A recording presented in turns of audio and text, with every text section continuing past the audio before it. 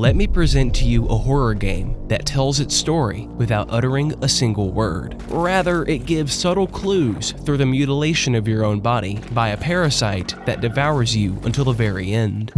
A game that forces you to contemplate the reality of a decomposing, parasite-ridden world on the brink of collapse, without a single soul in sight, with by far the most ambiguous lore I've ever delved into. The game is called Scorn, a brutal, gut-wrenching, traumatizing, and painfully frustrating atmospheric survival horror game that will challenge your own beliefs on human society by the end.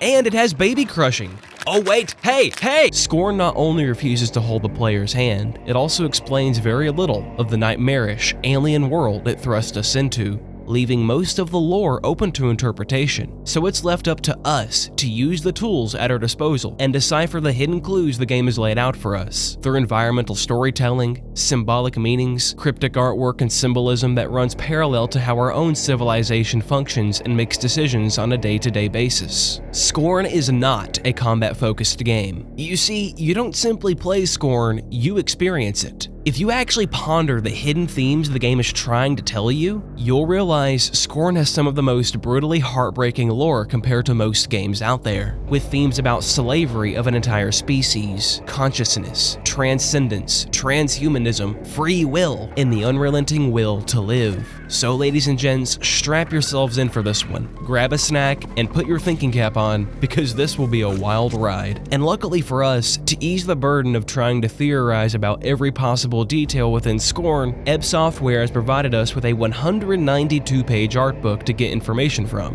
An art book that I bought for $25 and it doesn't even work properly, since it doesn't give you a fucking PDF file. Thank you, Ebb Software, I really appreciate it, man. Thank God for Reddit pirates. Anyway, our journey first begins by getting a good look at a man who's in quite the predicament. This poor soul appears to be ensnared in, or perhaps infused with some sort of fleshy organism, with his body almost being completely swallowed, until he wakes up. Suddenly, our point of view switches, and we're now looking through the eyes of whoever this person is. We break free and begin crawling, while having what appears to be hallucinations. Our point of view abruptly changes, and we look up at a large tower obscured by a thick fog.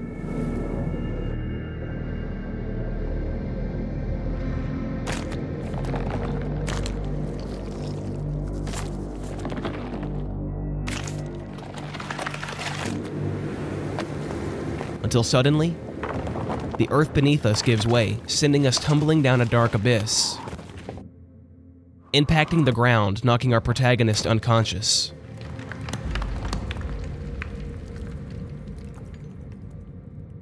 But hold on, let's rewind here. You see, spoiler alert, these were not hallucinations. If you pay close attention to the protagonist's left hand, you'll spot a small device installed on his wrist. However, as you see during the perspective switch, that device disappears. And you also likely notice how pale the protagonist's hand is in this scene, compared to the one prior. And well, you know, it's also pretty hard to miss the fact that his hands look like they've been locked inside of a food dehydrator for centuries. And before anybody says, well, how do you know it's not just a different person? Hush hush, my child. You'll have your answer shortly. Now, for reasons we can't get into just yet, the point that these two different perspectives are from the same person is very important to keep in mind moving forward.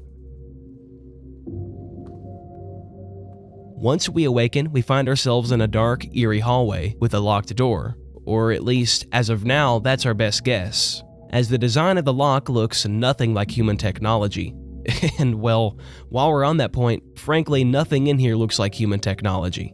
The architecture is as abstract as something akin to alien design. It appears whoever constructed this building used a material much similar to chitin from the exoskeletons of arthropods, molded into door latches, walls, beams, and even light fixtures. Luckily for us, there's a handful of passages within the art book that we can use to help guide us. CEO and game director Lubomir Pekler of Ebb Software, I hope I said that correctly, imagined a horror game where the main focus of the horror was in the design of the environment, structures, and items in the game rather than jump scares or blood and gore. So with Ebb Software operating with this philosophy in mind, the world of Scorn was born. a world of decay and desuetude. Ep Software wanted the player to feel as if they are witnessing the death of the world, and maybe even the death of themselves. You can simply take a look at your own body at any time and witness the grotesque design of the protagonists. Each and every object in Scorn appears to be molded and fused together, with a hard shell-like protective layer encasing organic matter within. However, with that being said, a very natural question arises. What exactly is this organic material they're using to construct the building? And most importantly, who built it? Traveling through the structure, we can hear a very low humming noise coming from all around us, which is likely the sound of mechanical inner workings, but if you listen closely and block out the ambience, you can seldomly hear rummaging noises from what sounds like something crawling around within the walls. I'll admit to you guys, the first time I noticed this, I straight up shit my pants and had a full-blown PTSD flashback of playing Dead Space. Another peculiar detail I almost missed were these electrical wires running along the floor and hanging from the ceiling. Except they aren't wires. If you look around, you'll end up finding some that are burst open, leaking a mysterious white paste that kind of looks like what McDonald's makes their chicken nuggies out of. This hallway eventually leads us to a large open room. For now, we'll call this the main room. Inside the main room are lots of locked doors and passageways leading to different areas. The centerpiece of the main room looks to be some sort of spire or potentially an elevator. But before reaching the center of the room, we must descend this passageway and find an exit to get a better look. After our protagonist squeezes through an inoperable door, we'll find a very important key. Except this isn't your average door key. It's well, I'll just let the cutscene do the talking.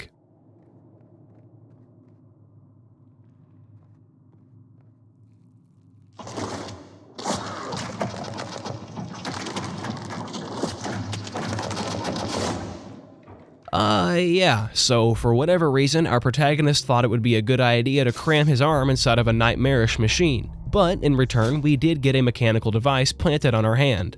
So maybe the protagonist isn't as dumb as we thought. Now, this device on our wrist is actually the key I was talking about, or more accurately, a biomechanical key. This is probably one of the more important devices we'll be using throughout the entire game to open doors and operate machinery. Nonetheless, if you have a sharp eye, you may have noticed this is the exact device that was on our protagonist's hand during the flashback. The community just calls it the wrist key. Across the key dispenser is an unusual cradle-like cart that we'll know the tragic use for shortly. After yet again shoving our hands in another device, we'll learn that this is the control for our exit door. Once we enter the main room, you'll notice a large opening in the ceiling, exposing the planet's surface. Our freedom is just right there. Or at least, I think it's freedom we want, right? As I'm sure you've noticed, this game gives you zero indication on where to go or what your goal actually is. But by looking at the body of our protagonist, it's safe to assume we're in lots of pain. So chances are we're seeking freedom from this hellhole. But admittedly, we don't really know for sure. Our protagonist's goals could be very different from what we'd expect. So maybe we should proceed with caution. Though, in an alien environment such as this, where we have no idea what's happening or where we are, our protagonist is really the only thing that's even remotely relatable. So our human instinct is to cling to him like a guiding light. While it's possible the protagonist knows something that we don't, it's quite strange he acts just as confused as we are. We'll have to revisit this point once we're further into the game. Circling the spire in the main room is what looks to be rail tracks that lead into a few rooms on the ground level. Also on the ground level are many mechanical contraptions that can be operated using our wrist key, for no apparent purpose. But it's pretty clear they work in conjunction with the tracks somehow. Down here there's also a very large door, seemingly the next area we need to gain access to. We cannot open the door, as by the looks of it, it requires 2 operators to open. Maybe there's another device around here somewhere for us to collect so we can operate the other console?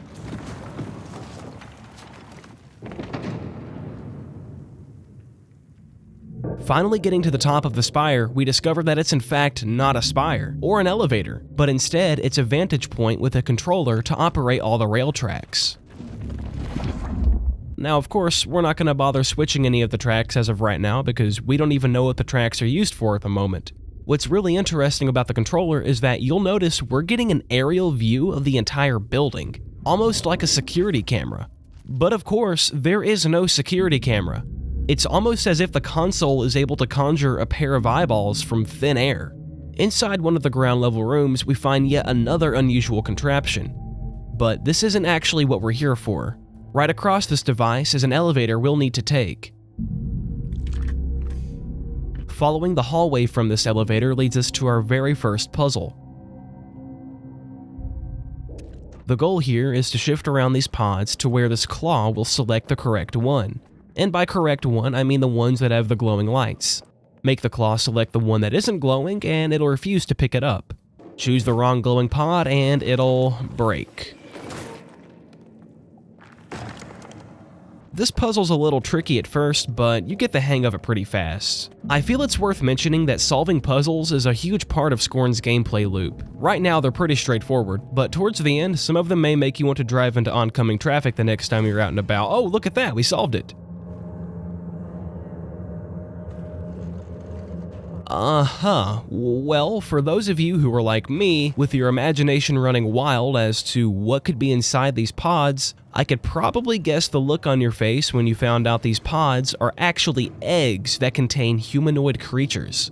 Out of everything that could have possibly been inside these eggs, humanoid creatures couldn't have been further from my imagination. So far, everything in this damn place seems to be automated. I'll seriously shit a brick if something cracks the egg onto a skillet for me. Or better yet, I'd shit multiple bricks if any of you were brave enough to subscribe to the channel. I mean, what kind of dummy would subscribe to a channel that has an upload schedule that looks like this? I'm just kidding, I love you, please like and subscribe. Turn on notifications so when the next video drops in 2 years, you'll be the first one there. After making our way back down, it's not really clear where our egg went, so it's pretty easy to get lost and confused. But once you get close enough, it's actually quite hard to miss it, or, well, hear it. Hidden away on the ceiling is our hatchling, and we'll need to get him down using the console. Doing this solves the mystery as to what the console's purpose is, and furthermore, we finally find out what the cradle cart is for. It's for hauling these creatures around. Now we just need to find out where exactly we're transporting it. While pushing the creature along the track, we arrive at another contraption. When suddenly, the cradle stops and waits for us, as if we have to continue the steps before we can progress any further.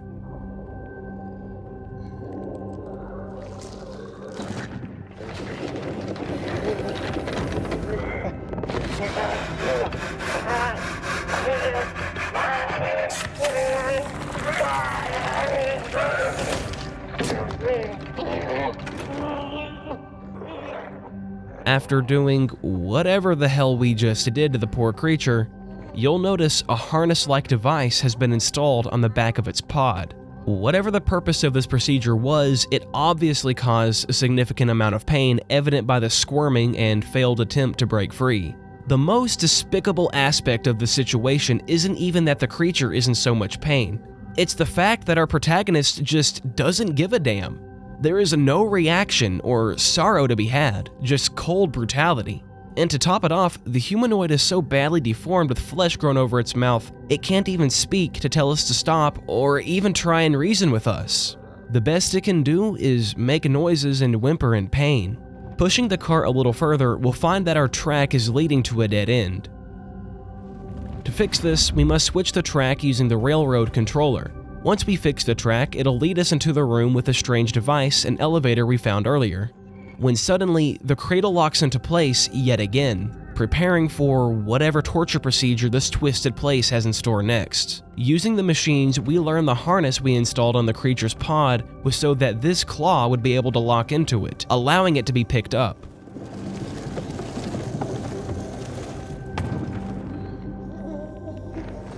Now, it would seem the pod is ready for the next step. Mercilessly, the pod scoops the humanoid from its... Wait, it doesn't have to be like this. There's actually another way.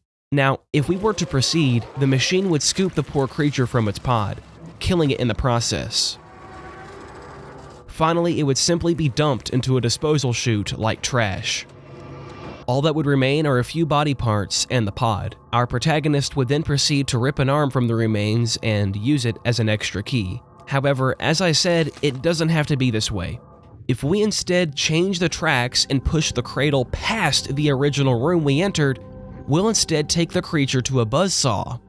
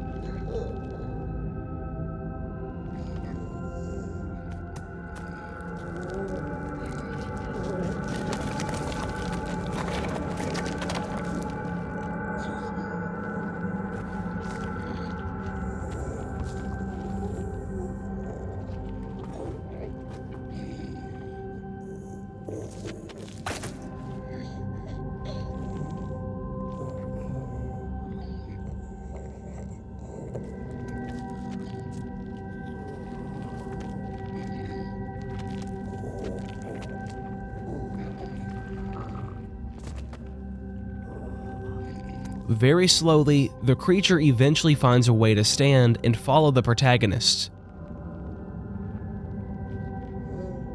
repeatedly stumbling over its own feet in the process.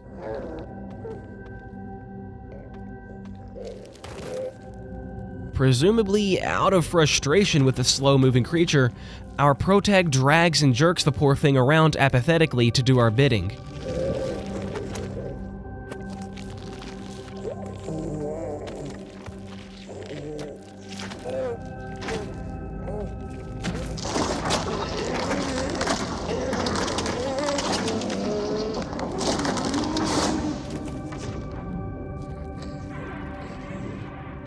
And even after betraying the creature's trust and shoving his hand in a key dispenser causing pain, the creature still waddles after the player to keep up.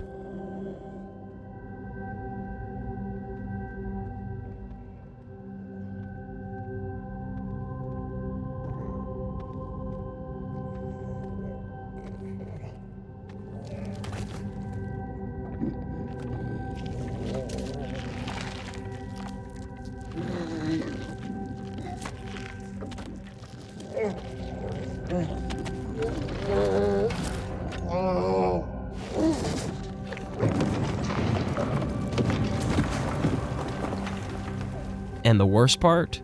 After opening the door we have to go through, our protagonist just leaves him behind, with the door slamming shut. With the use of Unreal Engine Unlocker, we'll unfortunately learn a very heartbreaking detail. The reason the door shuts is because the humanoid actually broke free from the console, and even then, the creature waddles up to the closed door, searching for his companion. Alright, time out. It's time we talk about this building. You see, this building, if you couldn't tell, is an enormous factory. In the art book, it's called the Assembly and specified as a recycling plant. But what's being recycled exactly is what's in question. It's people. More specifically, these people. Ebb Software has taken to calling them mold men due to their processing procedures. This act of processing is an excruciating, inhumane procedure that involves pressing the body, then molding it into a package, and then leaving the contorted, crumbled remains to dry out into nuggets. They go through this entire process alive, and that is the true horror of their situation. Similar to our protagonist's discernible view of the mold men, the creators of the Assembly have no concern for the health or welfare of mold men, which are kept in mobs so dense their bodies become tangled and fused together like a rat king. In Scorn, the mold men are literally a multi-purpose resource used for spare body parts and as building materials, which is likely what the Assembly is made from in its entirety. Taking a quick look around the buzzsaw and pod scooper, evidence for this is pretty easy to spot.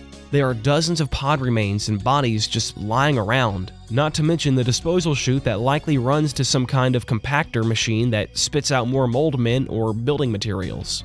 And I don't even want to know what the hell this thing was used for. After reading all this from the art book, it really makes me wonder if freeing the mold man was truly the right choice, as we may have just damned him to a more painfully slow death. Let me know what you guys think in the comments. Beyond the door are dozens of bodies accompanying a giant lift we'll need to take. At the center of this room is an absolutely horrifying contraption that looks to be a giant mechanical heart with massive tubes and capillaries running all throughout the assembly. For now, it's unclear what the main function of the heart is exactly, but by the look of the corpse pile lying here, they probably play some role in transporting bodies. In this room, there are 2 separate hallways leading to different areas, but if we go straight to the back, we'll find our first weapon, which has been dubbed the tool gun.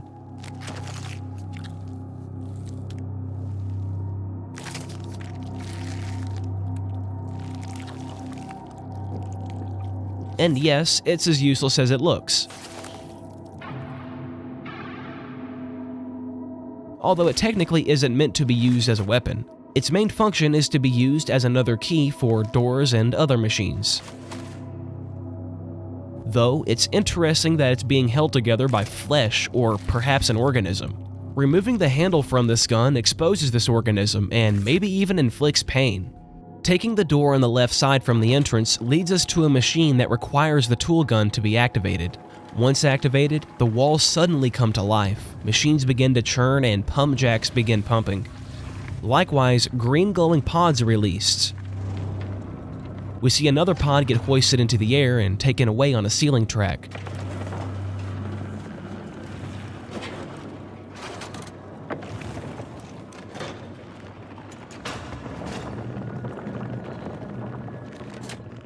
Curiously, the pods are able to hover around as they spray gas on fleshy spires, almost as if they're growing and they're trying to contain the growth. As friendly as these floating green boys look, it's best to proceed with caution as the gas they spray is toxic to the player, so we can either dodge the gas or destroy the pods. However, in some situations we are forced to dispatch the pods regardless. On up ahead we'll find a very bizarre machine, or, well, a biomechanical machine that is. And you may even recognize it. That's right, this is the flesh tower our protagonist was crawling to in his flashback. To proceed, we'll have to dock these 3 cylindrical pods inside the tower. But first, we have to slide this capsule over the pods, which allows us to pick them up.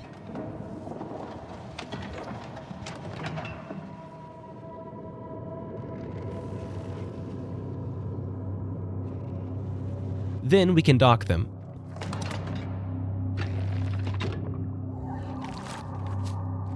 Afterwards, we activate the pods that's been docked. Doing all of this will then cause sliding walls to open up, revealing the outside of wherever the hell we are.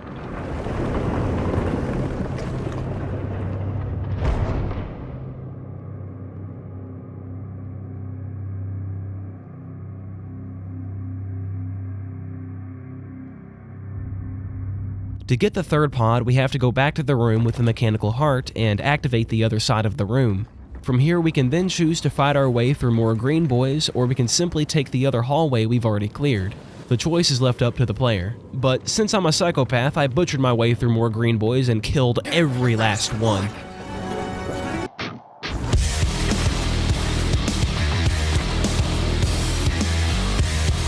The next step is the same as the last 2.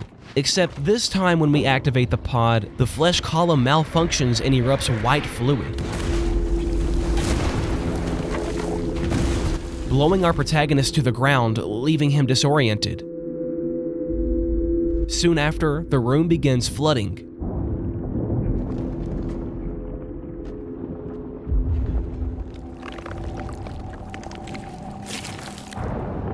Sweeping away our character.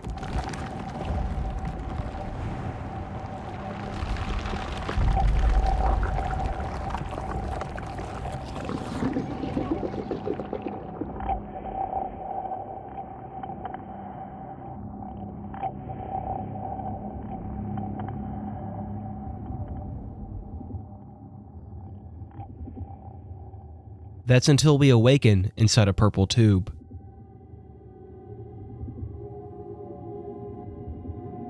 Encapsulated in flesh.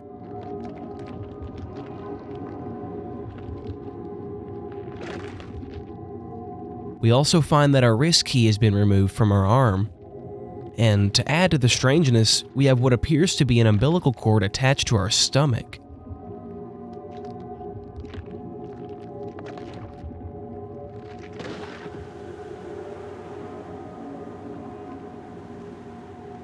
Once we break free, we fall backwards a good distance to the ground, knocking our character unconscious.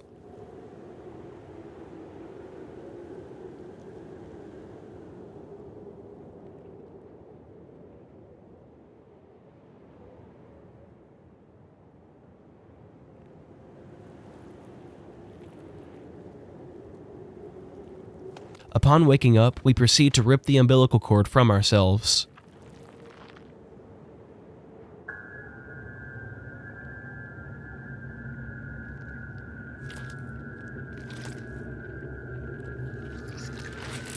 Now, of course, given what just took place moments ago, stacking this somehow more alien and more depressing scene on top of that makes this an even more troublesome turn of events. Likely the main question on your mind is, were we just reborn? And you wouldn't be crazy for thinking that. Our situation was pretty dire. It's likely we drowned in the white liquid while we were unconscious. But if we were really reincarnated, this is a pretty peculiar spawn point. From a wall? Seriously? And not only that, but a seemingly living wall. There are literally observable organs underneath the outer layer, so this begs a simple question. What the hell is this thing? This is definitely a good time to consult the all-knowing art book. However, unfortunately, Ebb Software seems to know what the origin of the wall is, but isn't willing to give up an answer, so we'll have to try and fill in some blanks. Nevertheless, they refer to the wall as the Genesis Wall, and confirm that the entire humanoid species our protagonist belongs to is indeed born from the Genesis Wall. There are no explanations or hints as to why organs are inside the wall or where the wall came from, how old it is, or even if it has a purpose outside of birthing humanoids. The wall just simply is. All we know is that the wall is a living organism and has most likely been here for a very long time. Speaking of here, where the hell is here?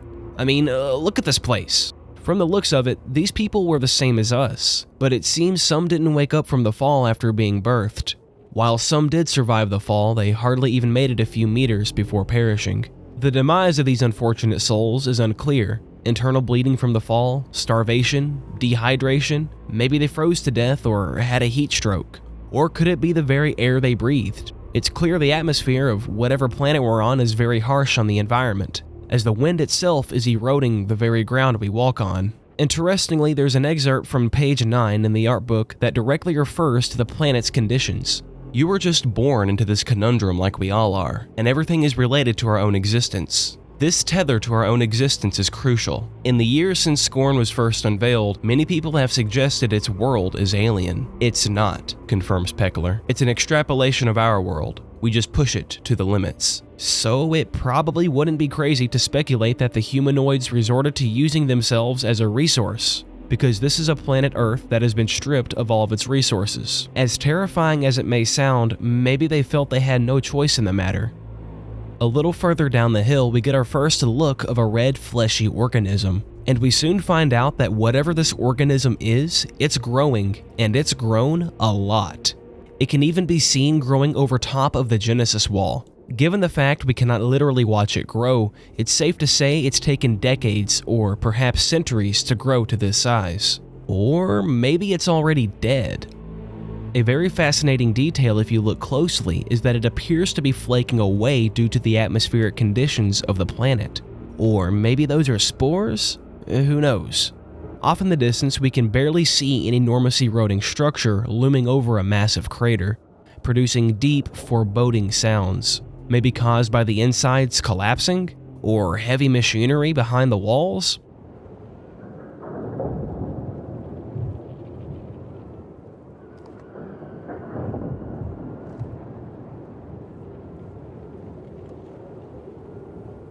Further ahead, we start finding more structures that have the same architectural style of the assembly. Eventually, we'll come to a tower.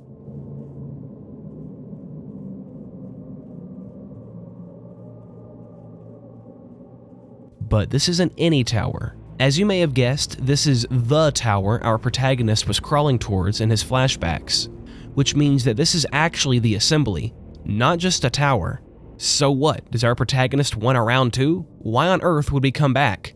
It's kinda funny from this angle, because the circular openings easily look like exhaust ports of a crashed spaceship, and there are even rocks kicked up in some areas as if the force of the impact caused a crater to form. Even the art book specifically mentions this. Scorn isn't set on an alien world, but in the field, you'd be forgiven for questioning whether there are extraterrestrial visitors about. Evoking crashed spaceship imagery from movies such as Alien and Prometheus taps into fears of the unknown, and ensures players are constantly questioning what lies ahead. So I guess this doesn't mean the assembly was a spaceship, but still it's very suspicious. Unfortunately, we can't investigate the supposed exhaust ports due to these godforsaken invisible walls. It's right there, just let me…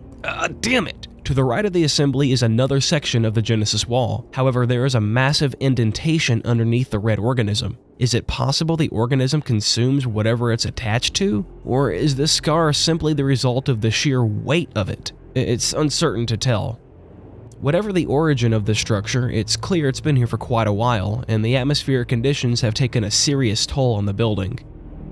Alongside the building, we'll finally find an entrance point that leads to a familiar place.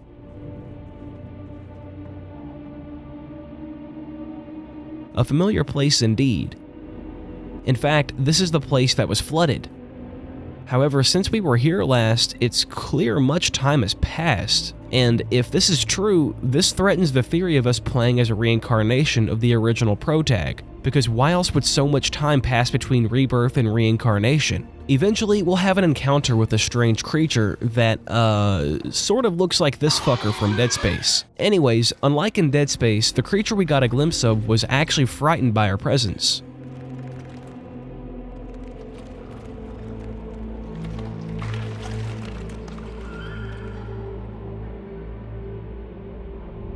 Once we enter the room, we're immediately met with an overgrown, flesh-infested, disheveled room. Pillars that once littered this place are still here, except they've begun growing together. Also, there's a more pale layer of meat covering the floor of the room. It seems as though the white fluid that once oozed from the main meat pillar after the accident has hardened over almost like coagulated blood. So just, what the hell was our protagonist trying to do before the accident? Once again, we have another run-in with the creature, though it flees through a vent in the ceiling.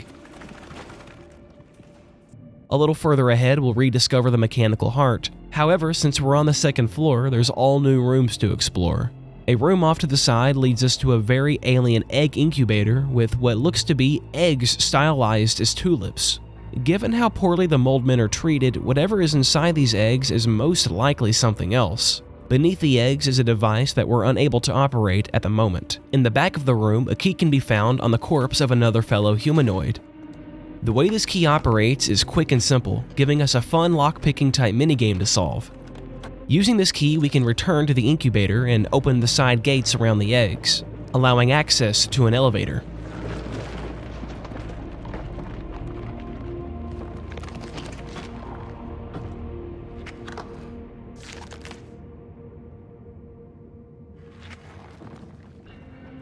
This also introduces us to the next main puzzle. As you just saw, using this key also attempted to bring down the eggs from the incubator, but failed during the operation. To fix this issue, we'll need to locate the other two lock machines and activate them. And of course, to locate these devices, we'll need to take the elevator.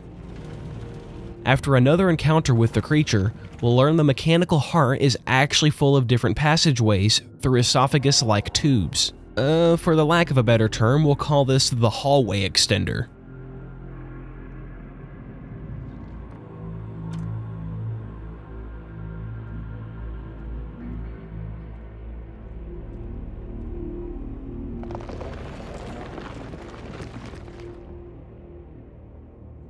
In one of the rooms, we can find an incubator that's already hatched its eggs, with one tulip in particular having a human corpse inside. At this point, this honestly comes at no surprise. However, what makes this really interesting is the fact that this human looks exactly like the humans that were birthed from the wall, making you wonder why exactly. Did males and females somehow lose the ability to do this? Or was the civilization simply trying to find a safer alternative? Close to the incubator are plugs that are operating fans, blocking us from other rooms. Once we pull the plugs, we'll be greeted with an all too familiar white fluid, making it clear that whatever this fluid is, it has a multifunctional use. Not only can it potentially harden into a fleshy mass, but it can also be used to power machinery as if it were coal or steam. Oh shit! The creature we've run into numerous times finally tracks us down, waiting for the perfect moment to strike. Except when it does, it doesn't kill us. No, instead it latches onto our protagonist in the most gruesome fashion. Interestingly, attached to the tail of the creature is a tool gun. For anyone who hasn't picked up on it yet, I'm gonna go ahead and drop the big spoiler. This will hopefully prevent future confusion and keep the story cohesive. The parasite that just latched onto our character is in fact the original protagonist that seemed to have died during the malfunction incident. In the interest of being completely fair, this isn't explicitly stated in the art book. Nevertheless, there is tons of evidence throughout the rest of the game that the Scorn community has pointed out, with the most damning being the fact the parasite looks exactly like the person we play as in the very beginning. Out of all of the theories surrounding Scorn, this one the community is pretty certain about. Of course, I'll point out the rest of the evidence as it comes, but I'm gonna go ahead and throw my evidence into the pot as well. Remember the glowing drones that spray toxic gas on the meat pillars? A detail I didn't mention is that once you destroy one of these drones, you can see a suspicious white discharge get ejected from the orb of the drone, and you can also see it on the corpse. I would wager that since the gas they sprayed was toxic enough to cause a damage to our protagonist, the liquid form is also toxic. The point I'm trying to make is that once the malfunction occurred, our protagonist was blown down with the right side of his face lying on the ground when the room filled up. And in the art book and the game, this is the exact side that has become skeletal, likely due to the obvious acidic properties of the fluid. So, what is the fluid then? Well, I'm gonna have to leave you guys on the hook for that one, because there's way too much baggage with the answer. But I will say it's most likely what you're thinking, you sick freak. Anyways, in the next room over behind the fans we shut down will be one of the locks we'll need to solve, but through an elevator right next to the lock puzzle we'll find a wrist key dispenser.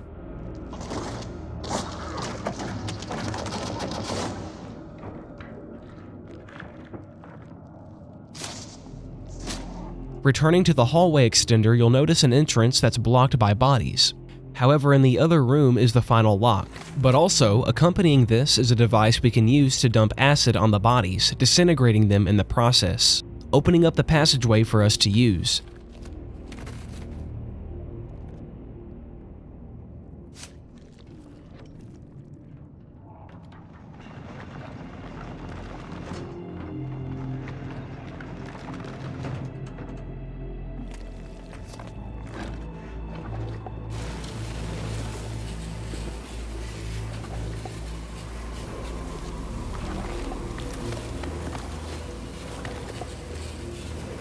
Inside this newly opened room, we'll locate the last puzzle we need to crack to progress the game. In case you haven't noticed, this key we've been lugging around this entire time has been slowly gathering rings around it with each lock we've unlocked. So returning to the incubator will present to us the final puzzle to hatch these eggs. And I'll be honest, if you're kind of slow and dumb like me, you may struggle with this one. But that aside, I have to say this is probably the coolest design for a puzzle I've ever seen in a game before. And it's pretty sick looking too. But anyways, once we solve the puzzle, it'll begin the hatching process. The tulip petals begin to spread and reveal humans were inside all along, just as predicted.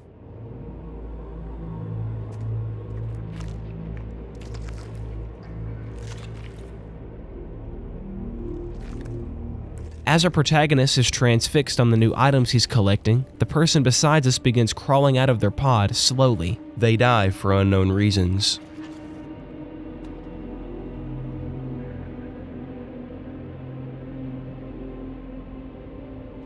It's possible the atmospheric conditions are too inhospitable, or maybe the egg was hatched prematurely.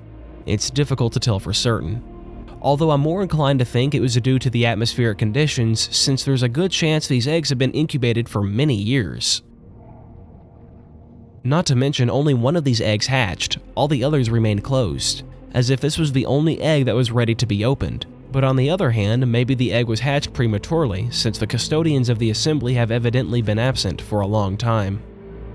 Either way, the good news is, we obtained another key. Now, let's back up a bit. Take a look at this. There's a big difference between this humanoid and the one we saw earlier. Of course, at face value, they obviously look entirely different.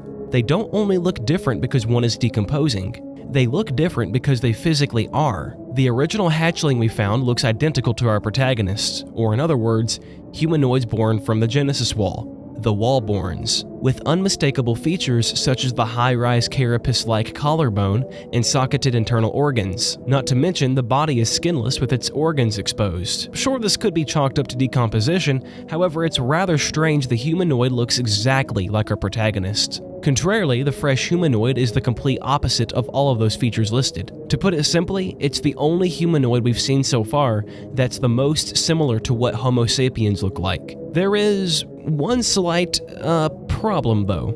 Well, actually, a few problems. For one thing, I can't really put my finger on it, but the skin of the humanoid almost looks artificial, like it isn't completely made from skin and bone. And another major issue, it's sort of hard to catch, but while the humanoid is struggling to crawl out of the pod, there's a few frames where you can spot a very interesting detail. This humanoid has a third eye. So not only was the civilization creating artificial wombs, but they were also genetically engineering humanoids. These humanoids are called the Polis people. They supposedly reside in a city called Polis, a place with gleaming citadels and ornate murals, a place of aspiration and reverence. In the art book, every adjective that's used to describe Polis paints the picture of an extravagant city that only the upper echelon, that being the Polis humanoids, has access to. The architecture of Polis is described as having borrowed elements of Gothic architecture made of stone, or at least a material that resembles stone. But as you know, in the world of Scorn, things tend to not be what they seem to be. For now, I'm only going to show some pictures regarding Polis, as the city of Polis plays a much more significant role in the near future. But understanding how the Polis people are described in the art book, it's safe to say that this humanoid belongs to the Polis race. Now, this leaves us with a pivotal question, and truthfully, this question isn't even answered in the art book. Why was this race artificially created in the first place? Do they have some special abilities beyond having a third eye? Regarding the third eye, it is mentioned in the art book, and I quote, "One of the few key differences is the inclusion of a central mind's eye at the base of the forehead, which plays an important role in the game's themes of consciousness and discovery of self." From this passage alone, it's clear that having a central eye has some kind of importance and was likely seen as something of a status symbol among the humanoid population, assuming only humanoids with a third eye were the ones that got to live in Polis. Nonetheless, having a central eye obviously plays a large role in the overarching narrative of Scorn. But since there isn't any further elaboration on the third eye in the art book, we'll have to take up the slack. And what better way to do that than to compare and contrast real-life cultures to Scorn's Wallborn culture? So therefore, we'll start with a little history lesson from an ignorant, unqualified individual, which is me. Oh, you stink! In ancient Eastern mysticism, Vedism is one of the earliest recorded religions to explore the concept of having a spiritual center between the eyebrows, or otherwise known as the mind's eye. Vedics would often venerate the religion by applying a bindi to their forehead to represent the third eye. However, to my understanding, in the ancient times, only women would typically wear a bindi, as it was also a sign of marital status. Nonetheless, Vedics believed that their third eye was a metaphysical conduit for higher knowledge, wisdom, and clairvoyance, while also being a gateway to see beyond the physical veil, allowing the seer to experience spiritual dimensions through intense visions and/or dreams. And on top of this, being one step closer to enlightenment, but only through deep meditation and rigorous spiritual discipline can grant you access to this higher state of consciousness. Or taking a shit ton of psychoactive drugs. But we'll get into that topic later when it's more relevant. Nowadays, Vedism as a religion has evolved into Hinduism as we know it today, hence the continued use of the bindi throughout the Hindu population. What's fascinating is that Hinduism isn't, or wasn't the only religion to believe the idea of transcendence through an inner eye. In fact, almost all ancient cultures believed in some variation of this concept. Dozens of cultures that spoke different languages, lived in different geographical locations, lived in different time periods, and had completely different ways of life all held a belief in this core concept. Even modern beliefs and traditions that cultures practice today can often be traced back to ancient times, where they originally sprang up. And in many cases, a lot of these religions during this time period frequently borrowed ideas from one another, even if they were entirely different. During my research into this topic, I discovered a remarkable example of this, which can be found in the smallest country in the world, within Rome, Italy, known as the Vatican City, famously home to St. Peter's Basilica and world-renowned art museums. But among the jaw-dropping collection of artworks in the Vatican museums, a lesser-known art piece exists among them. A prominent bronze pine cone that stands almost 4 meters high, or 13 feet tall.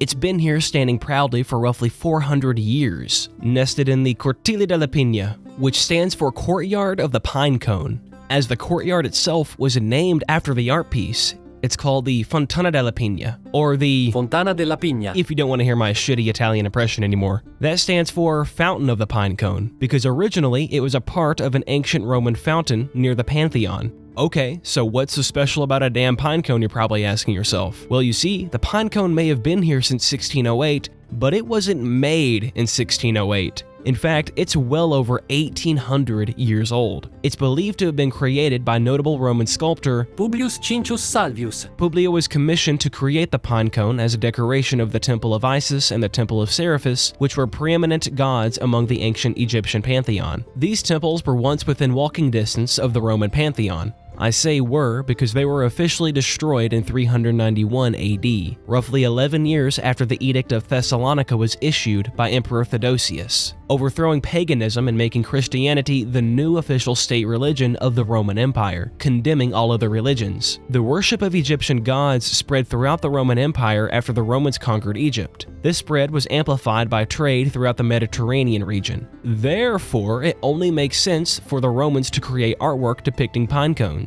And not just the bronze pine cone. Pine cones literally everywhere in their architecture, carved on their walls, columns, staves, and most notably in their statues. And the reason for this can be traced all the way back to Mesopotamian and Egyptian beliefs, particularly the Egyptians, as the Egyptians believed the pine cone to be a symbol of rebirth and regeneration. For example, the Egyptian god Osiris is often depicted with a staff topped with a pine cone, symbolizing the transition between life and death and spiritual enlightenment. But it wasn't just the Egyptians. No. Pine cones are associated with the Hindu god Shiva, the Aztecs, Judaism, Buddhism, the Native Americans. Hell, even early Christians saw the pine cones as a symbol of eternal life, rebirth, resurrection, and spiritual enlightenment. In short, many cultures around the world held the pine cone in high regard and thought of it as sacred. But what does all of this mean? Why is any of this relevant, and what the hell does this have to do with Scorn?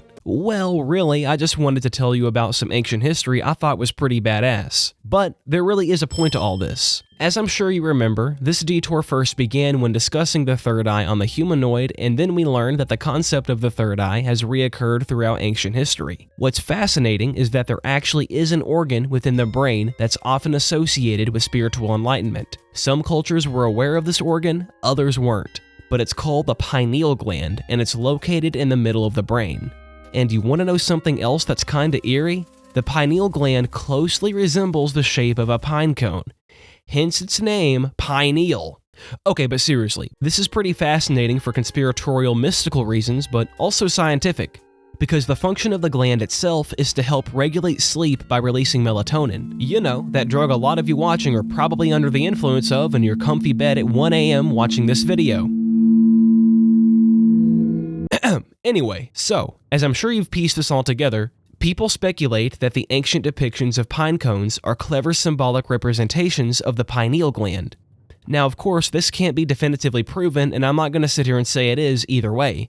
But what we do know is that historical evidence shows there was definitely a strong connection between the two.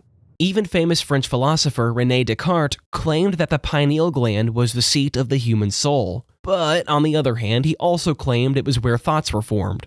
And obviously, we know that's not the case. There are some more intricate conspiracies surrounding the pineal gland, but we'll hold off on that until later in the video when it's more pertinent.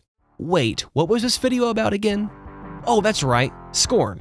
Look, I know this completely devolved into a class lesson, but to fully understand the upcoming topics within Scorn, I feel that this detour could help provide some context for you guys. This part was going to be about 8 minutes longer, diving deep into the Fibonacci spiral around the pine cone and how it's observable throughout nature and the universe, likely being another reason why the ancients saw it as sacred, but I decided not to for your guys' sake. Nonetheless, humanoids having a third eye is significant, as we'll later see. Although the caveat with Scorn is that things don't typically follow our normal way of understanding of how things work. So where the hell were we? Oh, that's right, the hatched humanoid and the new items we collected. For starters, the new key our protag grabbed is somewhat similar to the tool gun and wrist key, except this handheld key can be leveled up, or for simplicity's sake, right now we can only unlock level 1 doors since there's only one orb lit. Now we also picked up a tick-looking organism, but we'll talk about that more in just a moment. Before we leave this room and move on, there's something I want to point out that also fits into my ADHD-fueled rant I just went on. I haven't seen any other Scorn video that mentions this either, but as I've mentioned multiple times, the tulips open up and birth polis people that were created by the Wallborns. So I find it hard to believe that the use of tulips was coincidental, since tulips are viewed by many cultures as symbols of renewal, divine beauty, and the search for spiritual enlightenment. Tulips are one of the first flowers to bloom in the spring. Therefore, some cultures thought of this as a mark of new beginnings. And with as many themes of birth and rebirth as we've already seen in Scorn, this isn't really a surprise. This seems to be a subtle hint there's something deeper going on involving the three-eyed humanoids. After entering the next room, we'll make a pretty big discovery. These winding hallways eventually lead us right back to a portion of the main room we freed the Mold Man in. And as you can see, for such a threatening structure, this place was no match for the passage of time. Just how long has it been since the first protagonist had the accident? Every corner we take, the structure is just completely falling apart. When entering the next room, the parasite that has attached itself to us doubles down and digs its hands deeper inside our body. I should have rewrote that part, that didn't sound so good out loud. After this incident, the game will make it clear to us that this parasite took some of our health away. This is where the tick creature comes into play, because luckily, there's a health refill station right in front of us that we can use to refill the fleshy pincushion as it's described in the art book. It says it can be described as an alien face hugger crossed with a satchel, which I think is pretty accurate. However, I wonder if someone at Ebb Software was inspired by the Spider African Daisy. I mean, call me crazy, but I think these look super similar aside from the missing petals, obviously. I tried looking for a possible symbolic meaning behind the daisy that could correlate with Scorn, but nothing really matches, so this could just be a freak coincidence. Taking the hallway right behind us leads us to where we first took control of the protagonist.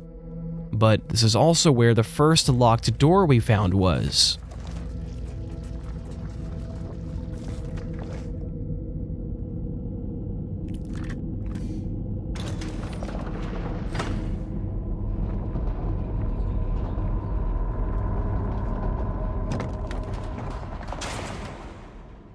After taking the elevator down, it immediately becomes apparent that the red organism we first spotted dotted around the Genesis wall has spread rampantly through here as well. Interestingly, upon taking a closer look at the organism under a light, there's many similarities between this organism and coagulated blood. Or, the crimson in Terraria. Now, if you listen to the organism closely, it can be heard bubbling or belching on liquid. Very strange indeed. In a nearby room, we'll be greeted with a ghastly sight, showing just how bad this red plague truly is. Wriggling and writhing, red flesh has forced itself out of what likely used to be ventilation pipes, as little red spores dart around like tadpoles in a fish tank. Assumably the source of the infection in this room, the red flesh that has flourished from these pipes have flowered out into white boils that squirm around almost like a parasite embedded into skin. At the end of these boils are what almost looks like some sort of mouth or face. That's probably why the room is filled with a green smog. I don't have evidence for this, and there isn't any mention of it in the art book, but those pimple creatures probably secrete toxins when they breathe out, and they probably even release spores. The way this infection spreads is another oddity, because it seems as though roots or veins have sprawled across the floors and walls, or what blood does when it disperses in water. Or maybe some tripods were down here spreading some red weed. Nearby, we'll find a machine that will allow us to go ahead and level up our key to level 2 doors. Beyond the door, back at the main entrance, we'll encounter the first legitimate enemy variant, known as the Worker in the community. The art book says it was dubbed the Bear by the team, but let's be real. You'd think this thing came out of someone's ass before you'd think of a bear. But anyway, Workers are the most common enemy we'll face throughout Scorn. Luckily, they're somewhat easy to put down, only withstanding about 4 tool gunshots until it explodes into a bloody mess.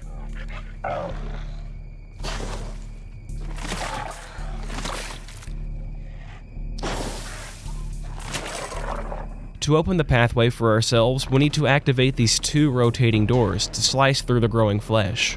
But in doing this, a worker gets lopped off of the flesh vine, almost like a ripe fruit. If you're an observant player, you'll realize the game has been giving us hints of these enemies all along, as you can see them just about anywhere, dangling from the red infection that coats the walls. The worker is capable of biting and meleeing at point blank, but at a distance they're notorious for spitting green acid at the player, which does a decent amount of damage. However, the game wastes no time introducing the next enemy variant, dubbed by the community as the Chicken. Definitely more dangerous than the worker, but with less health, the Chicken is a far more nimble enemy type, being capable of quickly creating distance between you and itself, as they much prefer ranged combat by rapidly firing bloody spitballs at the player. Chickens are relatively easy to deal with if you rush and spam them with 2 shots. After taking the path we've carved, we'll be presented with the next big puzzle, involving these mysterious spherical devices gripped by claws, attached to ceiling rail tracks. In all honesty, this puzzle was somewhat difficult to me,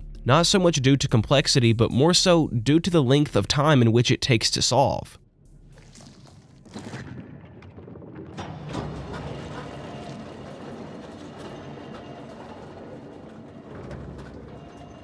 The creature latched onto our body seemingly causes pain, making our protagonist wheeze. We then try to forcibly remove the parasite by pulling on its arms. However, the parasite doubles down and digs in once more. After this incident, it really makes the player wonder, what exactly does the parasite want? Taking the track across the other side, we'll find another console, operating a claw holding onto a sphere grown into flesh that's blocking our walkway. So we have no choice but to activate the machine. It tugs and forcibly rips itself away from the organism, causing the claw to release the sphere. In your first playthrough, you would understandably be focused on the falling sphere. However, as you can see, there are even flying variants of this organism. Ironically, they look like infection forms from Halo, except they don't fly. Heading down these stairs, we'll run into another worker. However, I feel now is a good time to mention that you don't actually have to fight a lot of the enemies in Scorn. You can simply just run away and let them wander off. I'm really only saying this because in my first playthrough, I played like I was the goddamn Master Chief, trying to run and gun my way through every encounter. But in the end, it actually wasted tons of time because it caused me to get killed over and over, and I was just too stubborn to learn any better. So depending on the situation, this is the strategy we'll be utilizing whenever possible. Just down the stairs right across from the balcony we're standing on is the building we saw off in the distance in the desert. It can be heard intensely pulsating with a very low frequency, beckoning us on to uncover the secrets of this place. It's clear this parasitic organism becomes more rampant the deeper we go. This brutish creature can be seen pulling an egg sac containing chickens. It makes you wonder though, what is this parasite doing exactly? Do they have a mind of their own? Or is it simply instinctual for their species' survival? Once we enter the room where the puzzle is, it's not exactly clear what needs to be done. All the player knows is that this claw doesn't have a sphere to grab. What the claw actually does with the spheres is left a mystery, but at least we got a hint. So the first step of completing this puzzle is to activate the 2 panels hidden away in a network of rooms. While getting to the panels, we'll have to fight through dense parasitic infestation. The panels will bring a sphere through this flesh-infested chamber, ripping its way through the parasite.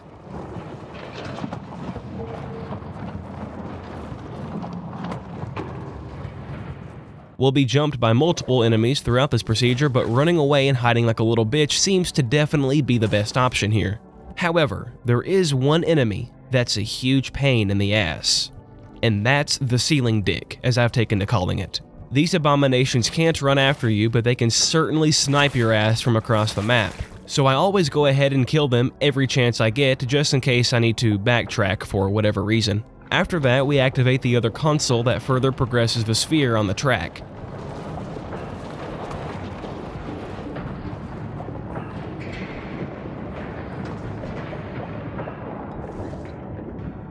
Following this path will loop us around the room, leading us to this console. And as you can see, 2 of the other objects are missing, but pushing the single button will release a giant piston, clearing the way for us to progress. This will also set into motion the sphere we moved here that acts as an elevator between different floors. I'm not really sure what these pistons and spheres were actually used for, as they're only referenced as transport spheres in the art book, but I personally think they had something to do with transporting meat throughout the structure. Our parasite will once again cause an episode as it readjusts itself.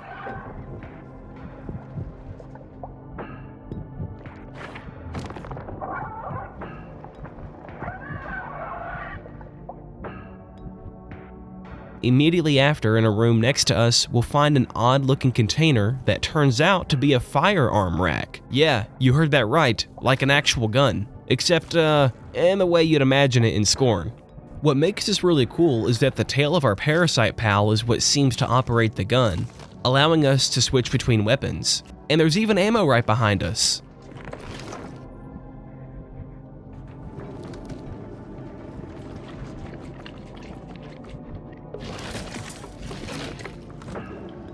Of course, a lot of you probably weren't surprised that this turned out to be a trap, but this gives us a chance to test out our gun.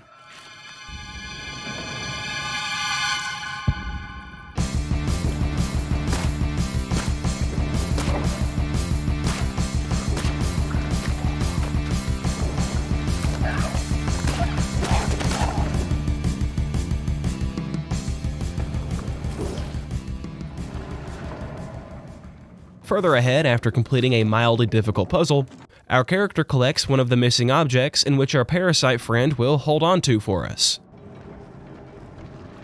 Thanks, man. Wait, hang on a second. Why the hell is the parasite helping us? Does it actually want us to succeed? We will repeat this process once again, solve a puzzle, collect the object, and then return to the elevator console and unlock the last level. This floor will lead us to a room we walked through earlier, except now we can grab a hold of the sphere that we've been using as an elevator.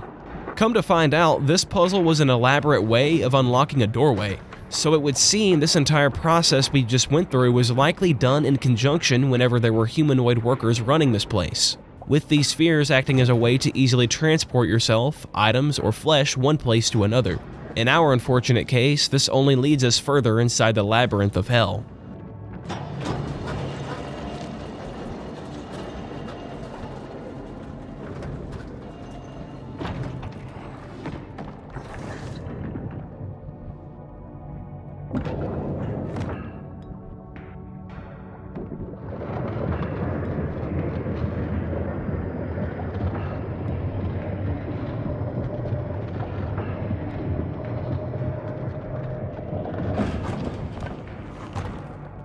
Meanwhile, our parasite helper makes it clear it's not letting go. It makes you wonder, what the hell does it want? I mean, it could easily kill us, but chooses not to. This section of the structure appears to be extraordinarily damaged by the red parasite, so much so it straight up broke through the walls and crushed humanoid incubators. And once again, that same pulsating noise coming from the structure in the fog.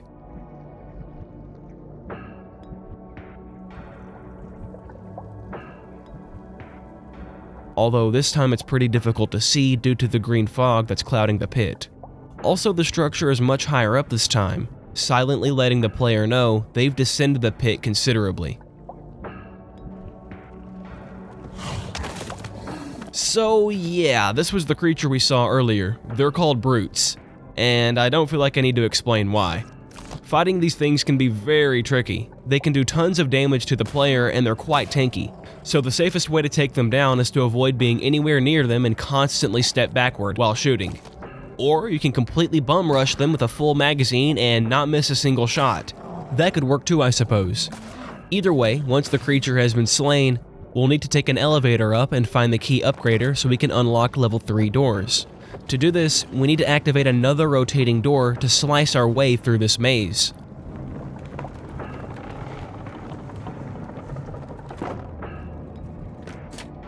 Once we pass through and activate the sliding walls, another brute creature will be set free into where we just came from. However, we also reach the upgrader for our key.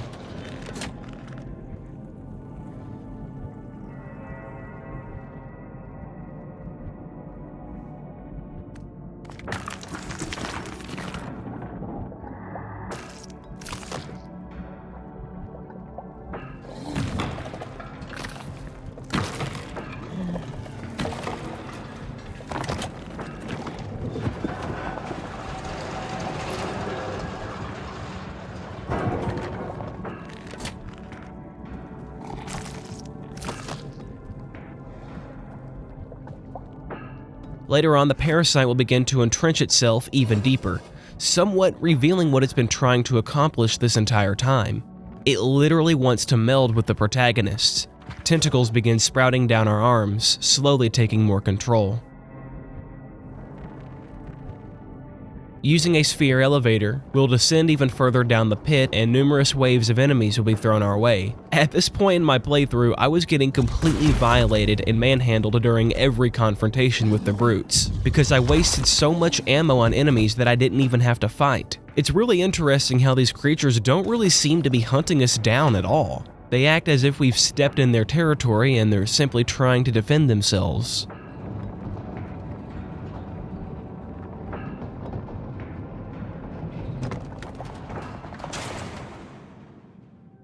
We have now descended into what seems to be the lowest point of the pit, with the red organism being the worst it's been so far. Not to mention the army of enemies that can be found down here. The hallway on the left will lead us to an ammo station, which we'll clearly need. However, the hallway on the right will show us the terrifying truth of this hellscape. After all the suspense, we learn that this monstrosity is the source of the red organism. It looks to be human, but horrifically deformed and significantly enlarged. Its bottom jaw appears to be completely missing, and so is the lower half of its body, though its arms are frighteningly disfigured. Activating the console will slash a staircase straight through its body, causing it to shriek in pain.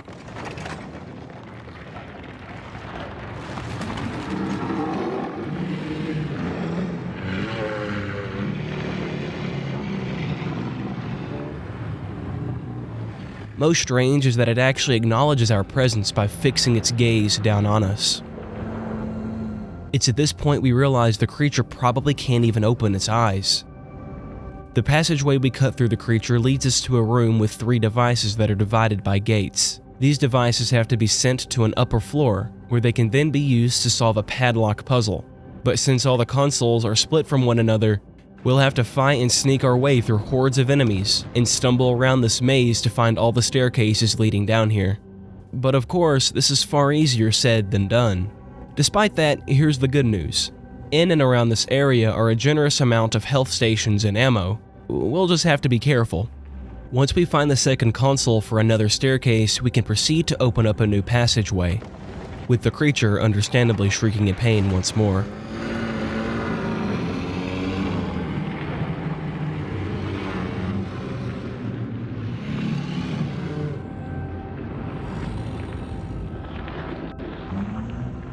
However, from this vantage point, we get a frightening but insightful view of the monster. On its back is what appears to be larvae squirming around trying to break free, as if they're moments away from hatching. A natural question most would have is what these larvae hatch into. The art book doesn't seem to say, but I feel it's a safe bet to assume these hatch into workers. Aside from the eggs looking disgusting, it also looks really painful for the mother, as blood can be seen oozing around each egg.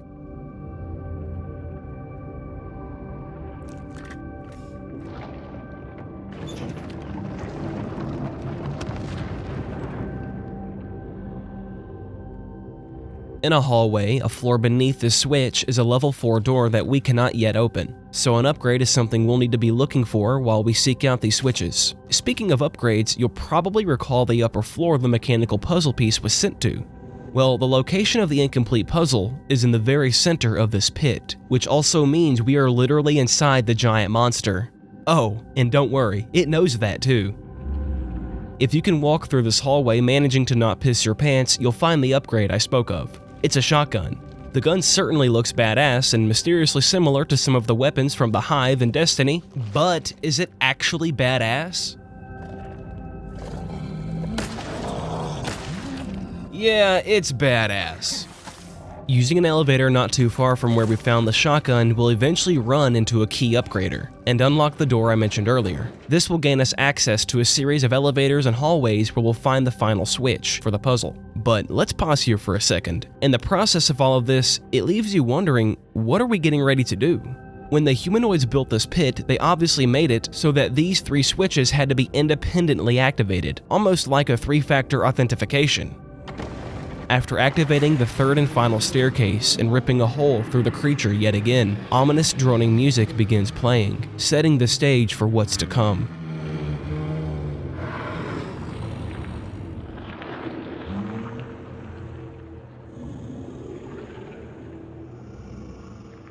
Then once we send the final puzzle piece to the others, we can make our way back to the center of the structure, directly underneath the creature, and solve the full puzzle. With just a few minutes of finagling, we'll successfully be able to do so.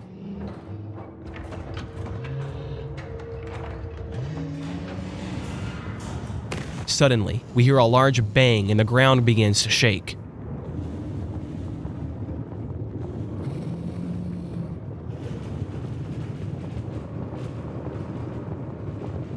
As the queen is howling out of fear, the atmosphere outside starts to shift colors. It's at this point you realize we're on an elevator and we're going up.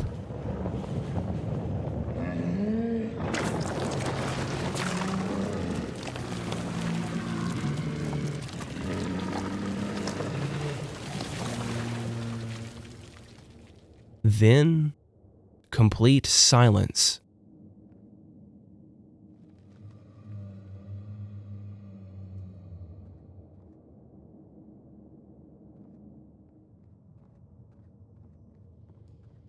We're then led through a large corridor, and we get one last look at the creature.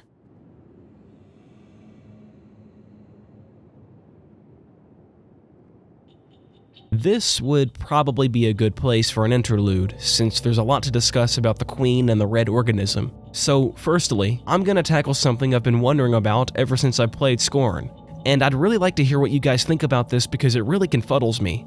Okay, alright. Where did this thing come from? Because if the humanoids really created this creature as some have speculated, then why on earth would you choose to put the creature here? But I mean, at this point, nothing really surprises me with this game. This damn thing could have been a Nephilim giant for all I know. And sure, you're likely asking, well, what does the art book say? That's the problem. It explains just as much as it muddies the water. For instance, there's a few conspicuous photo captions that imply this thing was likely an experiment. For example, in reference to these windows, it reads, "Control rooms and monitoring stations feature wide-open viewing portals to wordlessly signpost upcoming locations of significance." Monitoring stations. I find that word choice oddly specific, because what else could you possibly be monitoring? But it just doesn't make sense why you'd put it on such a grand elevator, especially if it's gonna crush your test subject. But I'm getting ahead of myself. First and foremost, yes, this monster is in fact the source of malignancy, as it's called. But to be accurate, Ebb Software calls it the Crater Queen, as this entire pit is named the Crater. Apparently, the purpose of the crater is to function as a giant maternity ward. Going even further to say, the Crater Queen lies on top of a vast raised plinth, where it can be monitored from most of the location's vantage points. A honeycomb of chambers and holes inside the plinth act as sluices for cast-off corpuscles. So obviously we can be pretty certain in saying the Crater Queen was an experiment that went wrong evidently, if we factor in the considerable amount of infection that spread throughout the crater. And I'll follow this up by pointing out this caption. With unchecked growth clogging up all available space in subterranean tunnels, trails of organic corruption spill out of vents like toothpaste squeezed from a tube. But to me, referring to the growth as being unchecked affirms the idea that this plague coexisted with the civilization before it went extinct. Speaking more on the spread, it also mentions that the actual cause of the spread is mostly by the crater creatures that are strong enough to break free from their siblings. Once free, they'll then proceed to drag their bodies and spread infection by leaving a trail of organic residue. So there we have it. That answers at least one of our questions. The parasite's goal is to simply reproduce and survive. Nothing complicated there. But this still leaves us with the question of how the queen came to be.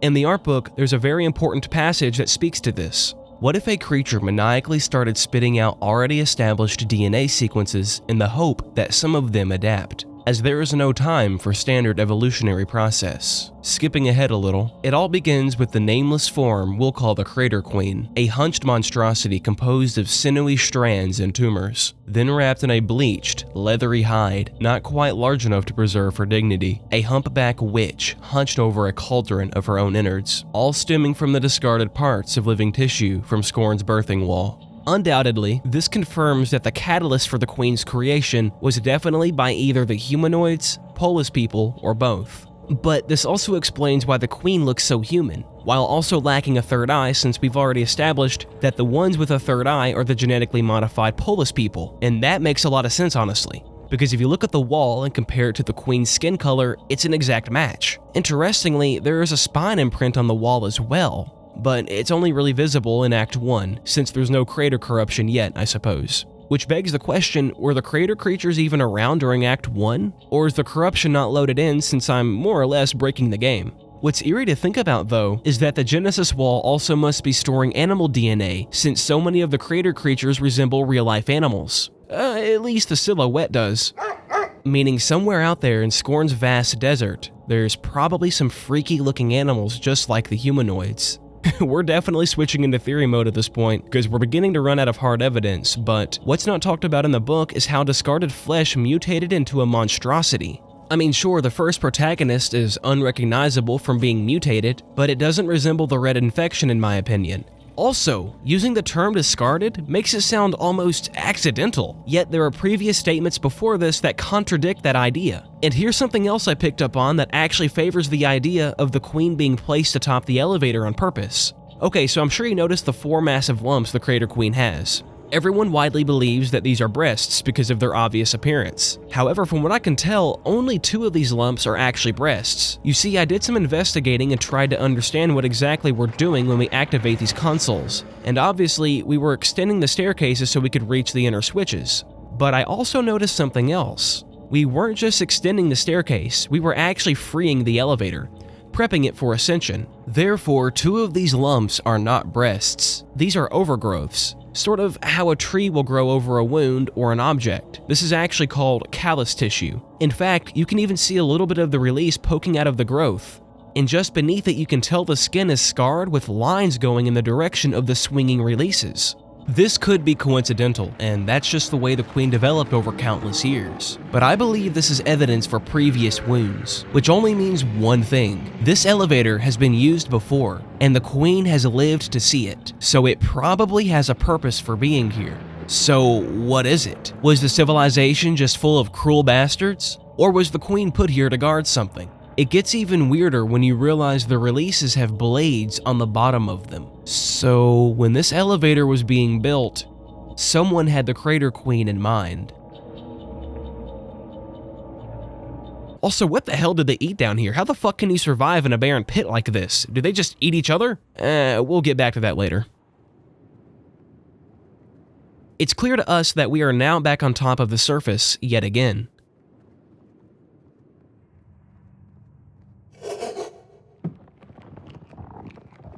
Our parasite causes another episode, and we literally start sprouting tentacles from our legs.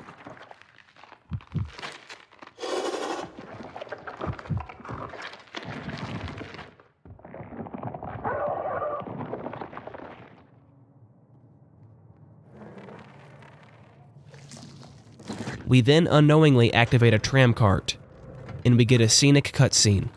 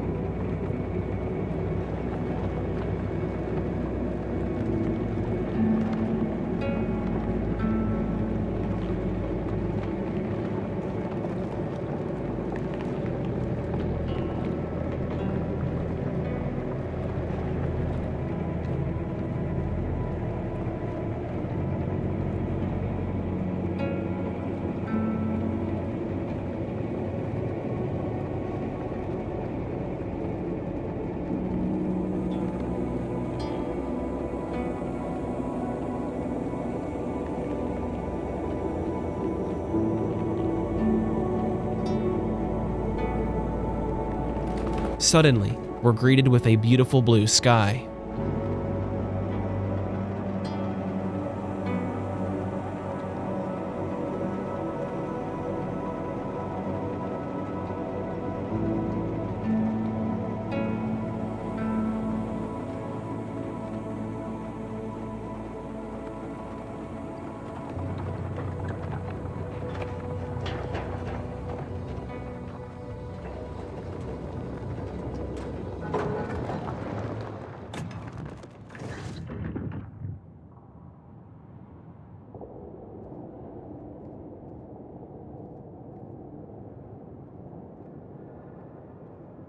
The first thing we're greeted with is a nude statue in a, we'll call it suggestive pose. The walls surrounding the statue are very much deteriorating, just like all the other buildings we've been in.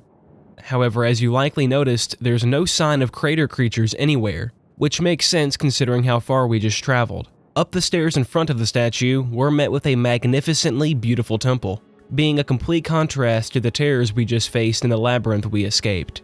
This temple is surprisingly powerful, majestic, and calming. Despite these presumptions, the structure is still highly vulnerable to the destructive nature of the atmosphere. Lining this temple are dozens of statues portraying intercourse, pregnancy, and birth, silently admitting this was a civilization obsessed with procreation. Ironically, as relaxed as this place makes the player feel, the artists and sculptors still couldn't help but make the statue seem sinister in nature, such as this pregnant statue with tulips circling it, anchored down by tubes. However, upon closer inspection, you'll realize those aren't anchors. They're actually stems connecting to the tulips. And once we're this close, we'll hear muffled sloshing. That's because there's actually something inside the belly.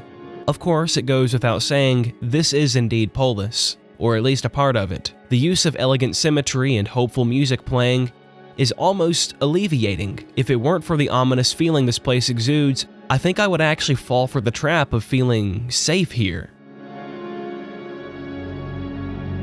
The feeling of unease we have is quickly warranted. Just inside the nave of the temple, a vile secret is waiting to be discovered. You see, this just isn't a Gothic-inspired religious temple. This is a sacrificial offering temple, with the victims split open and their entrails on display. The centerpiece looks to be the instrument used during one of these sacrifices, and that's not all. As I'm sure you notice, there's an entirely different organism living here, not at all similar to the crater creatures or the parasite latched onto our back. Completely missing the destructive quality the crater creatures possessed, this organism seems to be consciousness itself. Or more accurately, some sort of hive mind interconnected between the sacrificial participants, or perhaps victims. We can't yet be certain, but we do know that every single victim is a Polis person, since they all have third eyes. Additionally, their skulls have been cracked open, evidently allowing the brain matter to grow outward. The question of how their brain matter flourished, after death presumably, still remains unanswered. Circling this entire room are relief sculptures, and just for information's sake, sculptural relief is essentially any artwork where the figures or images protrude from the walls in which they've been carved. Although we're not exactly sure if these carvings are actually carvings. They may very well have been molded or even grown, given the weird nature of this material. Some famous examples of sculptural relief are Trajan's Column in Rome or the Borobudur Temple in Indonesia. But most recognizable to us gamers is, of course, Alduin's Wall. Dragonborn. The carvings depict many scenes, but one theme they all have in common is human modification. One carving shows a somewhat recognizable normal human face, yet has tentacles or tubes inserted into the abdomen, while the other human is pregnant, with all their facial features completely removed. However, there's one carving in particular that's even more strange than these two depictions. In the center of these two humans is what looks like some kind of winged alien with tentacles that's fusing itself with the host. Seems familiar, eh? On the right side of the room are a completely different set of sculptures, clearly depicting human reproduction and birth, but with a twist. At face value, are humans picking and choosing viable organs and features to create and grow their own human embryos. However, a curious detail is that the thieves of these human body parts have 4 arms. If we direct our focus to the contraption in the center of the room that I mentioned earlier, it's undeniably similar.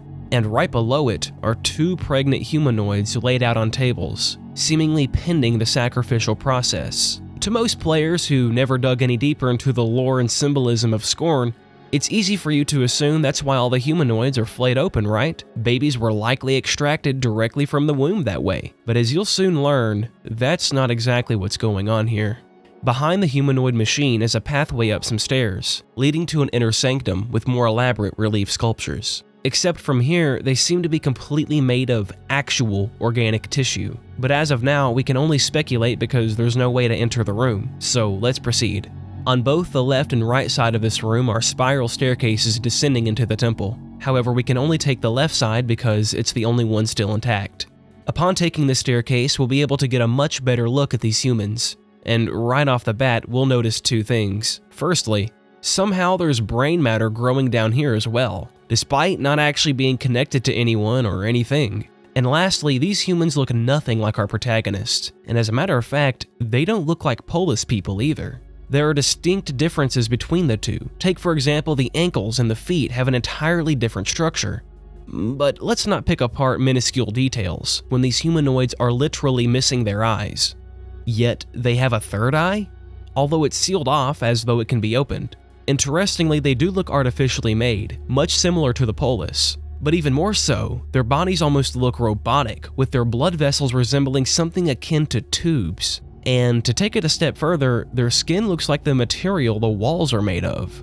It goes without saying, these humanoids aren't alive, therefore they aren't the ones being sacrificed. Hanging over the top of one of the corpses is a tube that looks to be holding some kind of bloody mass.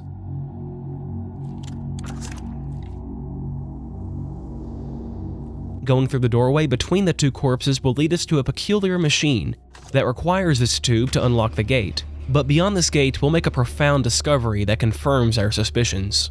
It's a chamber full of strung-up human limbs and discarded body parts that have been tossed aside.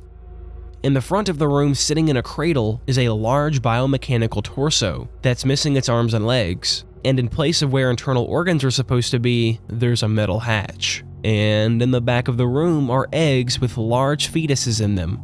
After examining the incomplete cyborg, it's pretty obvious where the baby has to go. Installing the egg will cause the once lifeless cyborg to start jerking and twisting erratically.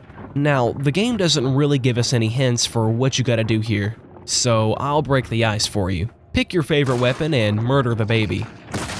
In my case, I chose not to waste any ammo and got a little up close and personal.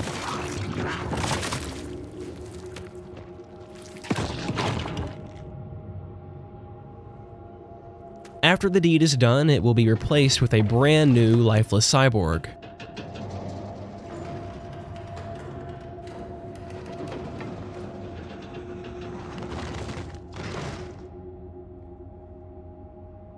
Next, we'll need to carry the dead baby to the strange machine where we left our tube, and then pull the lever.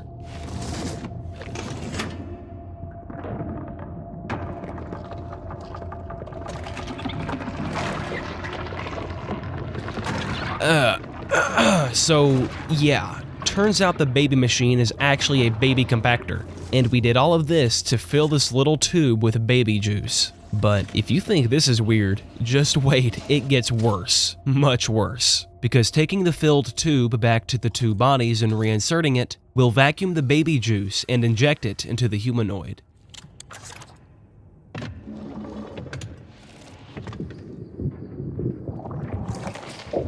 Doing so will cause a flower-like organism to sprout from the human's forehead and bring it to life. But let's look a little closer. So, after all this time, who would have guessed crushed baby liquids would activate your third eye in Scorn? I shouldn't be surprised, but even this is pretty bizarre for Scorn. But just hang tight. As you would have guessed, we'll come back to this in a minute. You may recall there are 2 more babies waiting to be used, and I don't think I need to explain any further. You get the idea. Take the egg, plant it in the cyborg, and this time the cyborg actually has limbs and fights back, which means we've got a boss fight on our hands. Combating this boss for the first time may prove to be difficult for below average gamers, but an exceptional gamer like me on the other hand, nah. Absolutely not. I obliterated this fucker by waffle stomping his ass into the Earth's core. Okay, yeah, he kicked my ass a time or 2. Or 6. Look, all jokes aside, once you pattern the boss, it's pretty easy to beat. He mainly has 2 attacks you need to avoid.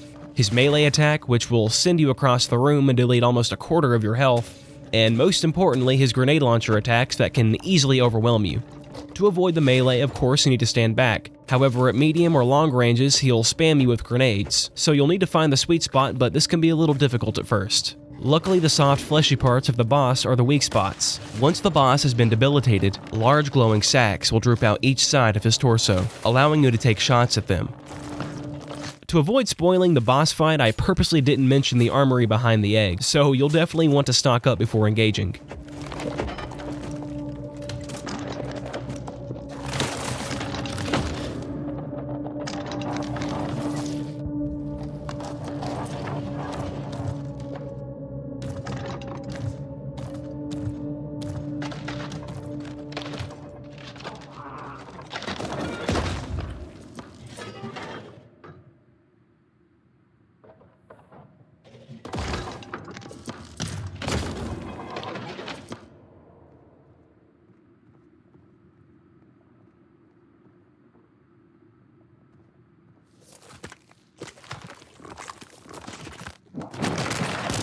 Are we really doing this trophy stuff? Alright then.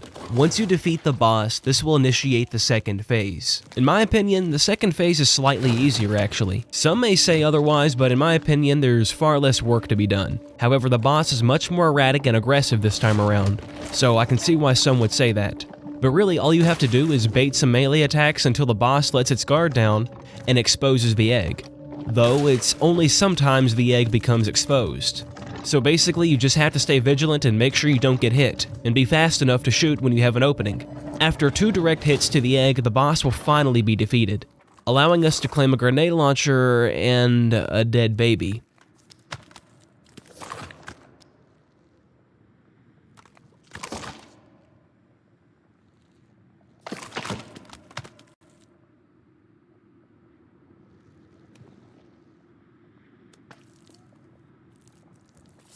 A small but interesting detail we'll touch more on later is after the cyborg fully dies, only then will another cyborg be brought out. It's as if the rail track is connected to the baby's life force somehow. Returning the baby to the masher and crushing the little bastard, we realized that this only filled half the tube. So of course, we'll need to crush another baby. But before we get ahead of ourselves, let's actually talk about what the hell we're fighting. I mean, if you're gonna build a cyborg, why create it with so many flaws? Like, why put such a large body on tiny chicken legs? Or the fact that the sacs dangle out of the side every time it reloads. Things like that tell me this cyborg wasn't exactly designed for combat. Yet it has a giant grenade launcher as an arm. But let's just stop there, because it says in the art book that these things were meant to be war machines. However, they were kit-bashed together, using any and all spare body parts. But here's the real kicker. These babies are the ones who created the cyborgs. Yeah, a little backwards, isn't it? And in actuality, these aren't babies. They're called homunculi, an entirely different race of humanoids. And as comical as they may look, they're supposedly brilliant beings, known for being goated at engineering. The homunculi were created by accident while trying to invent a different kind of living substance for consumption, implying that they were eating something else. The crazy part is that the homunculi are made of a hallucinogenic matter that people use to reach higher states of consciousness. Or in other words, we're grinding these little dudes into the most diabolical psychoactive smoothie in history.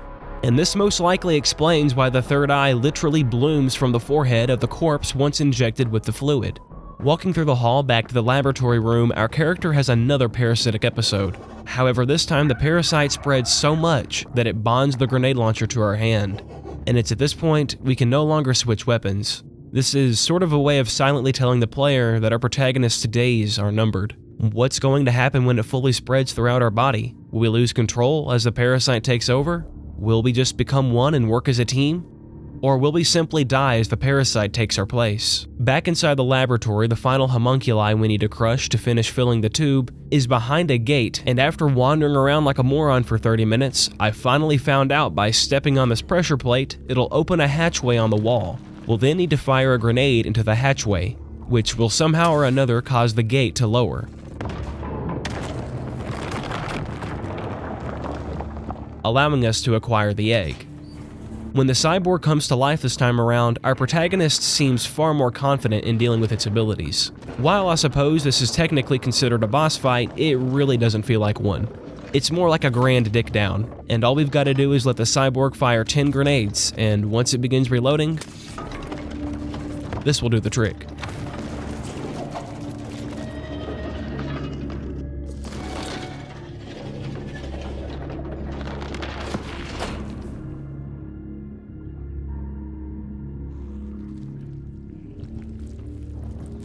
Once the tube is full and we start to return to the main chamber, the parasite spreads even more, causing our protagonist to shriek in pain, except it sounds more like the parasite rather than our protagonist. Once we make our way to where we need to reinsert the tube, our protagonist will raise his hand, showing how infested they are. We can't even hold the tube to insert it, so we need to find a way to remove the parasite from our hand, and to do so, we need to finish taking the steps down the spiral staircase and fire a grenade into another hatch on the wall, which will lower the bars, allowing us to access another open room. In this room, there is a locked door that requires a level 5 key, and multiple switches that require our wrist key, except there's one problem. As you know, our hand is completely overgrown by the parasite. To combat this, we'll have to stick our hand inside a, parasite remover, I guess?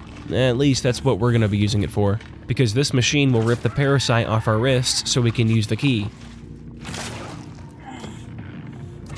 But we'll need to be fast because the parasite will rapidly grow back if we don't hurry. But before we do this, we should go ahead and upgrade to level 5 doors using the upgrade machine in one of the rooms. First, we need to shoot a grenade into another hatch to lower the bars.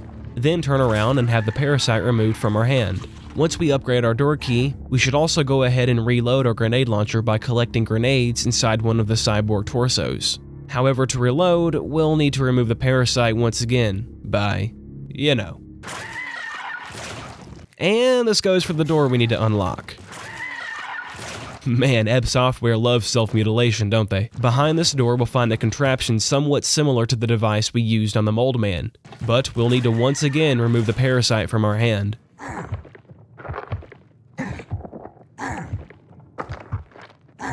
Sprinting towards the machine, the parasite will strike once again, almost completely gutting our protagonist and penetrating our back with some kind of prickly tentacle. But our protagonist marches on and insists on reaching whatever this machine is.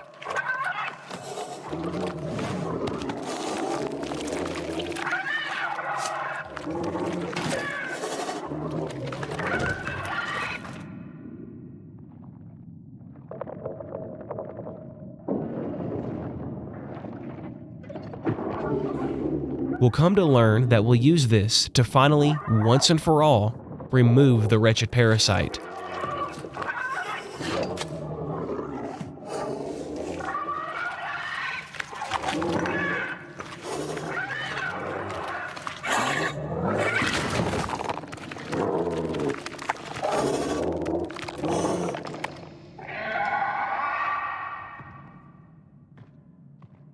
This leaves our protagonist crippled, struggling to walk.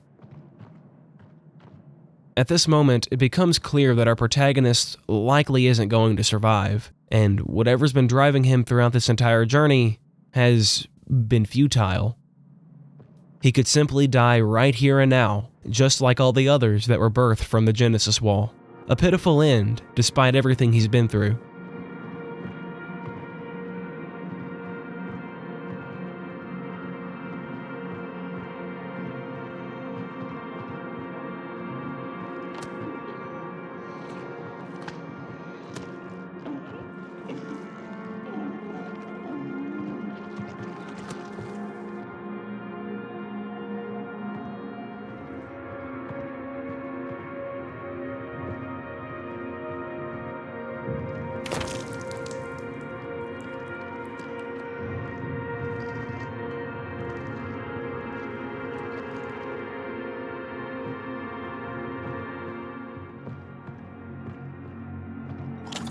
Once we slowly limp our way back to the humanoids on the tables, we can then insert the tube and inject the fluids, which will elevate us to the sacrificial room.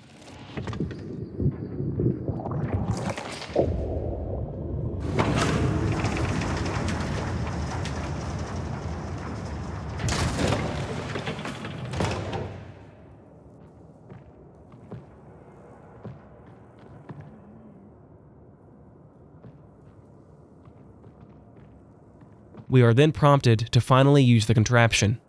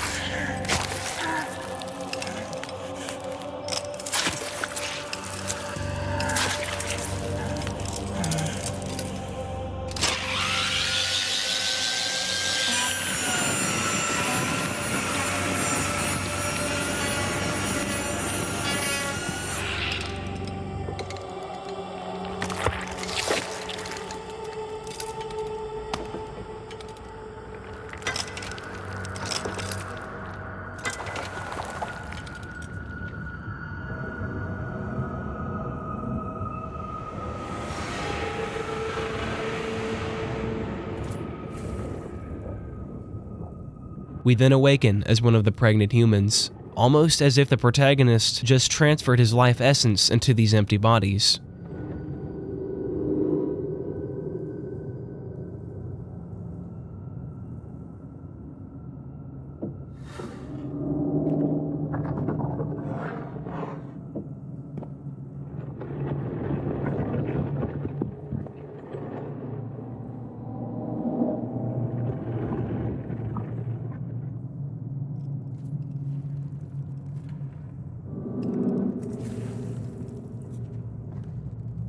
What's really cool is that we can actually switch perspectives between these two humans. Kind of like another video game I've played.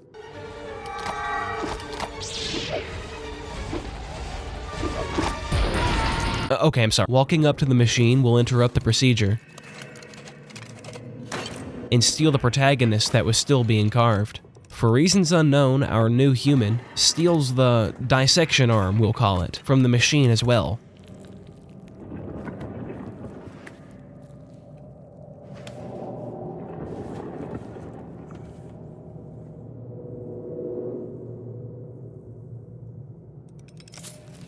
As we walk to the inner sanctum, the arm still tries to work on the subject as if it has a mind of its own. Continuing into the main chamber, we finally get a close-up view of the flesh sculptures, and they are indeed made of organic flesh. Grotesque imagery of humans with no skin, talons for hands, grown into tendons and blood vessels. 3D sculptures that are so real-looking, it's as if the people depicted can come to life at any moment. No, the sculptures definitely look like they were grown, and the culprit looks to be the neural tissue that's being produced by the sacrificial victims. So, we may not know exactly what this wacky-ass sacrificial ritual is all about, but we do know it's somehow capable of growing organic neural tissue that also acts as a hive mind. Very nice. There's also a console in this room all by itself that requires a wrist key. Luckily, right behind us down the stairs, there's a key dispenser on the wall.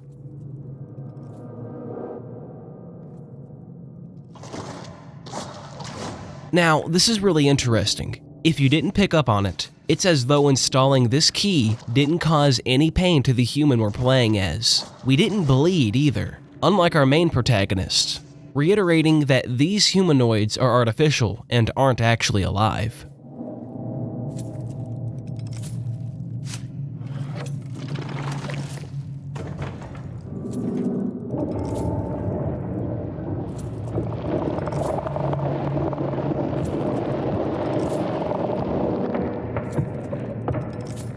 All that needs to be done now is to carry the protagonist and stand on the pressure plate to fully open the flesh door.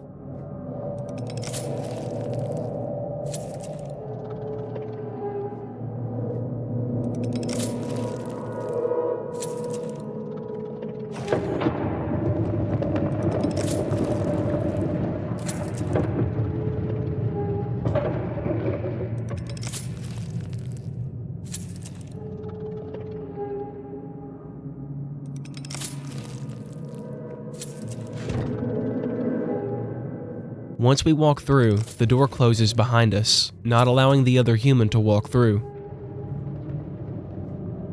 Lining the passageway are massive statues peering down at us, although it seems they're bowing their heads rather than looking down at us.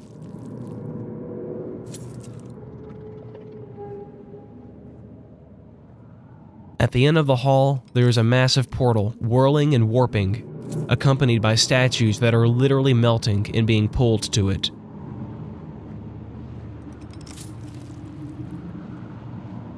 On the inside of the statues, however, is flesh.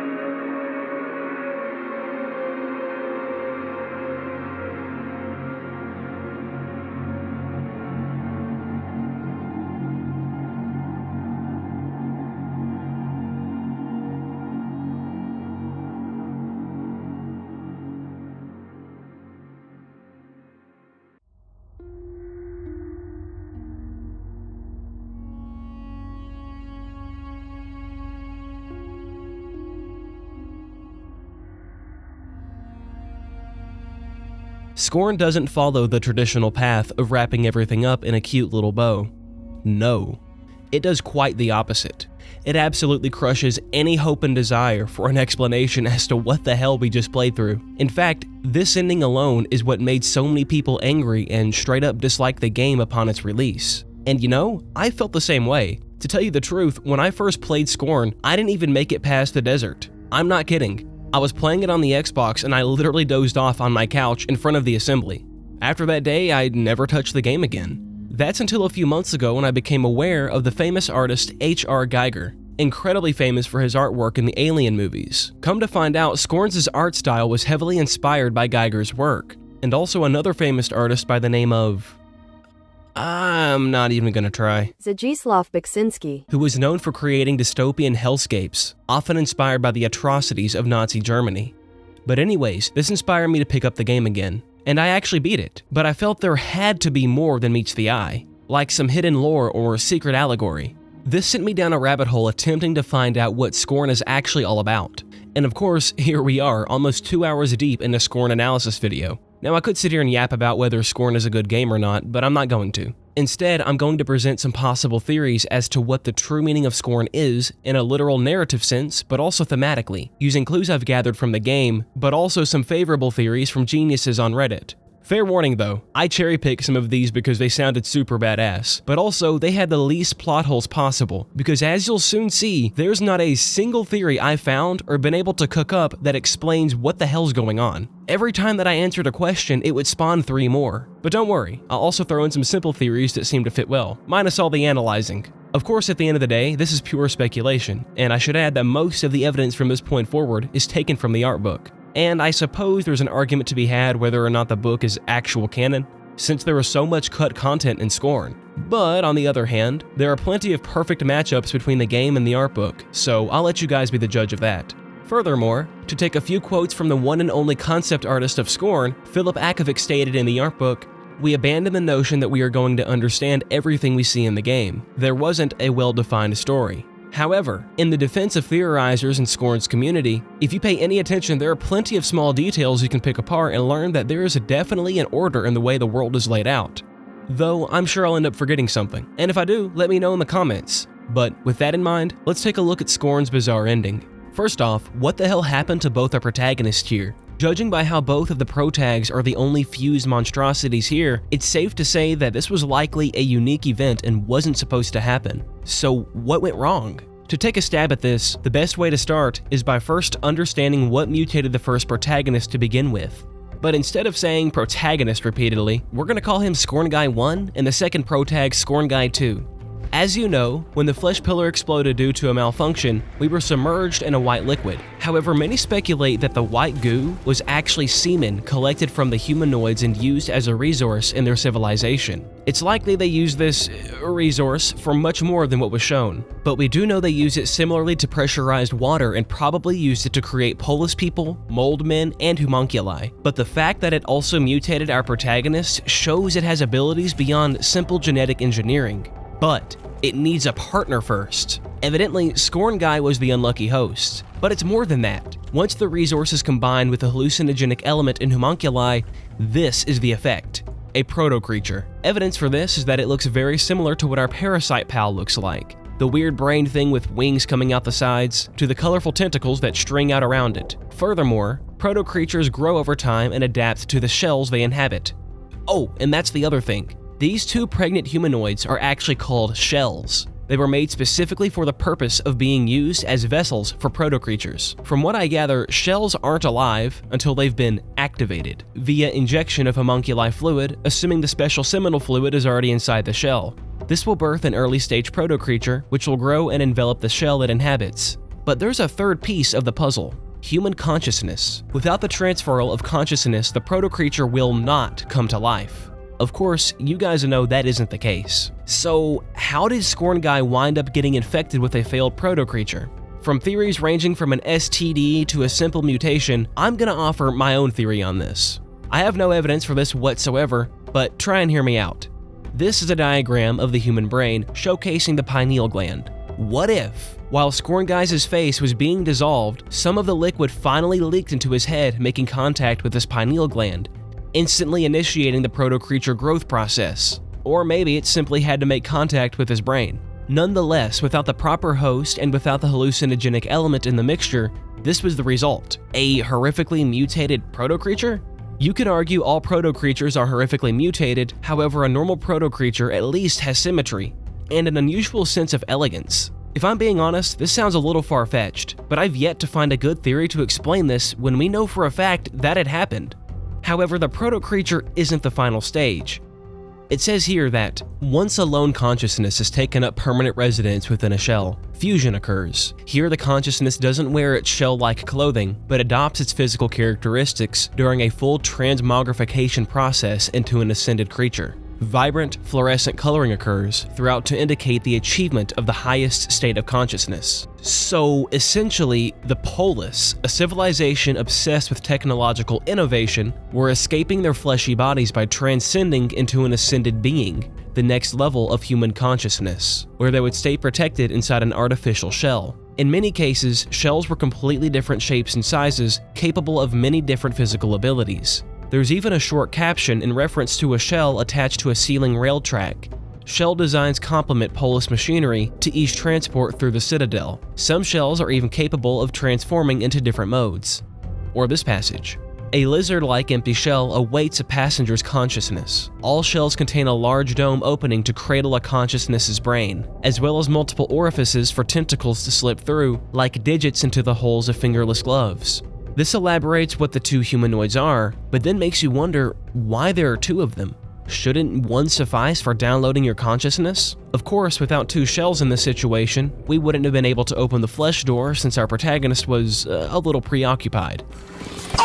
But once we passed through the door, we left the other one behind? This really makes you think that our protagonist knew something this entire time, because how else would he know to steal the knife arm to continuously stab himself? Not to mention, it's almost like he knew to search for a machine capable of removing the parasite, which that's a whole other point of contention we'll get to momentarily. Some have speculated that in order to complete the ritual and transfer consciousness, the brain must be stimulated through pain or pleasure, such as mutilation via vivisection or the pee-pee sucking gizmo. Then afterwards, the mechanical surgeon attaches our brain to the hive mind, causing us to lose consciousness as the brain matter begins glowing. But once the newly controlled shell carries us to the portal, then what?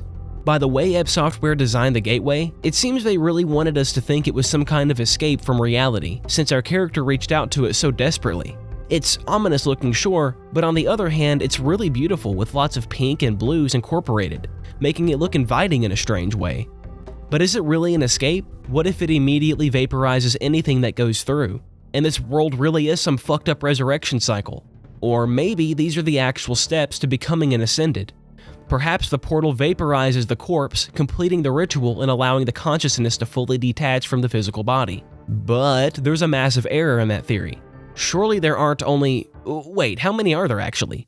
1, 2, 3, 4, 5, 6, 7, 8, 9, 10, 11, 12, 13, 14, 14 Ascended? This is an awful lot of work for only 14 people to transcend. This brings us to the next question. Where are all the Ascended anyway? If some shells were designed to be used on the rail tracks around Polis, obviously this tells us the Ascended insisted on staying here. So what is the portal for? I'm gonna be honest with you guys. I genuinely could not think of what the purpose of this thing was or is. Maybe there were lots of Ascendants, but only a select few were the monarchs making the decisions. So when things got squirrely, they decided to just leave?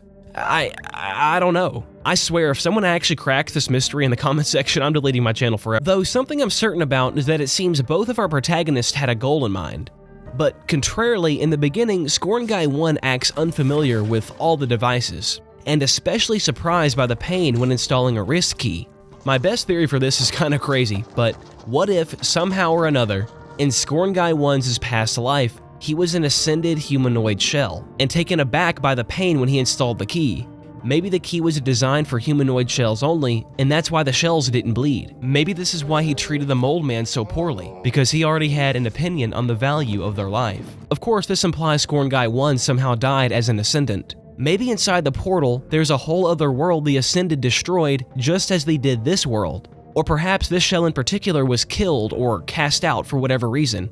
I realize this is a stretch since we're not even sure if the shells are able to bleed, but if we kept going with this theory, it could answer a few things. Like, why did the parasite seem so determined to latch onto Scorn Guy 2?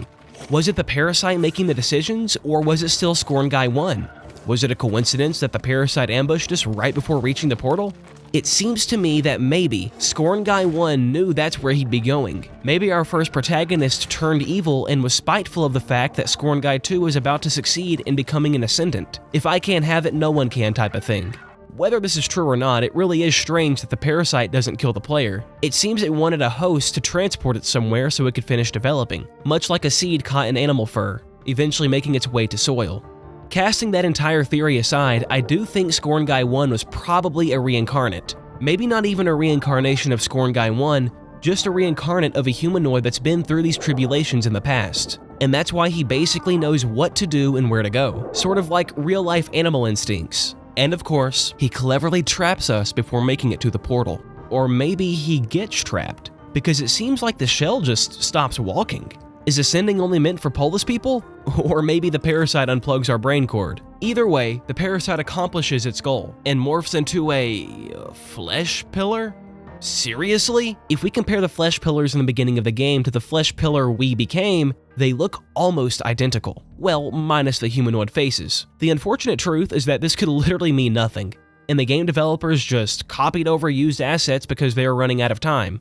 Or this could mean that the seminal fluid in the growth chamber was a seedling, per se, for the pillars. While it's almost undeniable that the parasite looks like a proto-creature, this completely contradicts what I said prior. It just doesn't make any sense that the fluid could pull both of these things off, because if our protagonist didn't turn into a meat pillar at the end, and we only transformed into a proto-creature, then we could just cook up some elaborate theory as to how the fluids were transported here. Maybe that's why the Gluck Gluck 3000 was used on our protagonist and all the fluids were sent back to the assembly. But since we know that it also created a proto-creature, I'm honestly at a complete loss. Side note, these Carapace growths on the outside of the pods in the art book almost seem to form eyeballs, joints, and knuckles, which you can somewhat make out in the game too. Strangely, it grows almost like a root system as well. What you're looking at now is of course the unchecked growth as it's called in the book, and it's hinted at pretty heavily that the growth of these pods was cut off and used to create mold men. That reminds me though, remember when I said this during Act 2?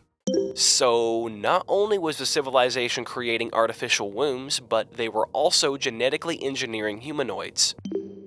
There's a theory I came across on the Scorn subreddit by user Netchk311 that actually disputes this. To sum it up, basically the argument is that the Polis people aren't an artificially created race, but instead, they are humanoids that have undergone a modification process, and that's what the actual purpose of the tulips is.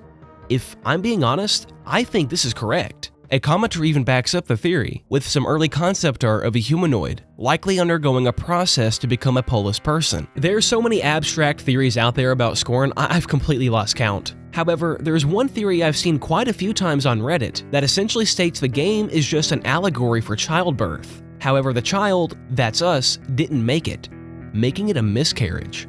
I personally don't prefer that theory, but one I do generally subscribe to is that the parasite latching onto our character throughout the game symbolizes toxic relationships. I mean, just listen to this. Akavic's evolutionary parasitic designs paint a disturbing picture of what happens if that relationship is left unchecked and the leech were allowed to feed on someone without limit. Hungry claws rip and tear at flesh as the parasite is overcome with bloodlust, eventually engulfing its victims and assimilating what's left into its body.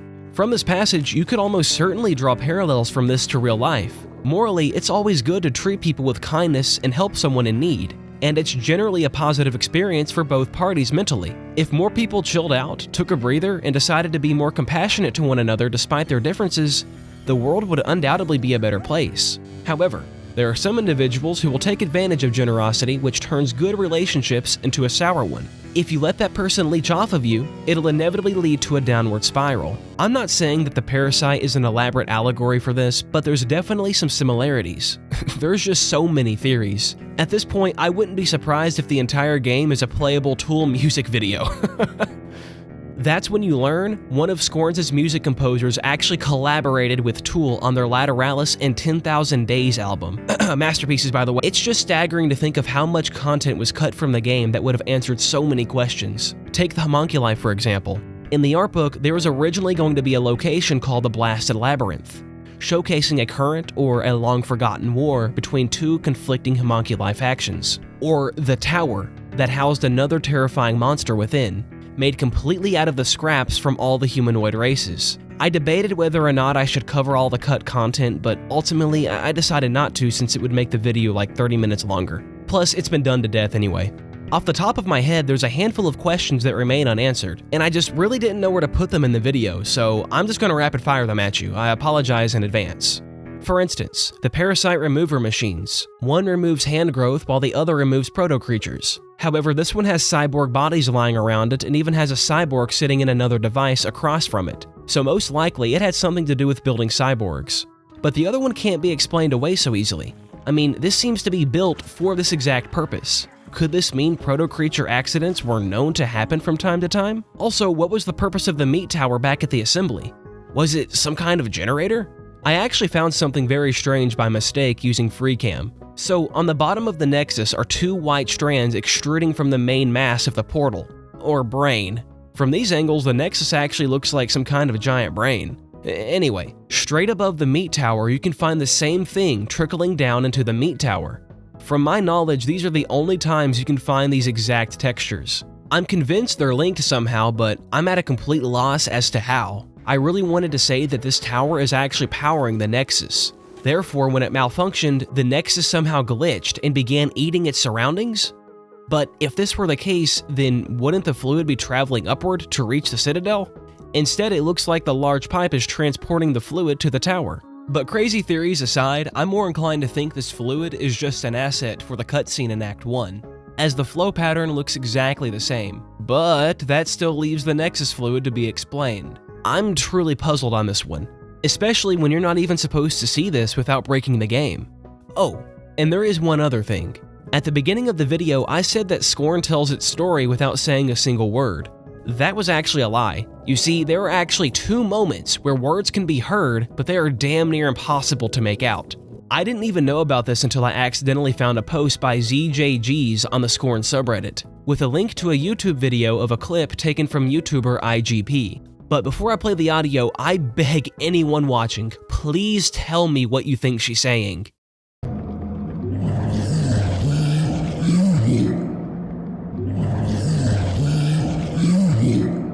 You are human? Now, I actually did manage to trigger the Queen saying this a handful of times.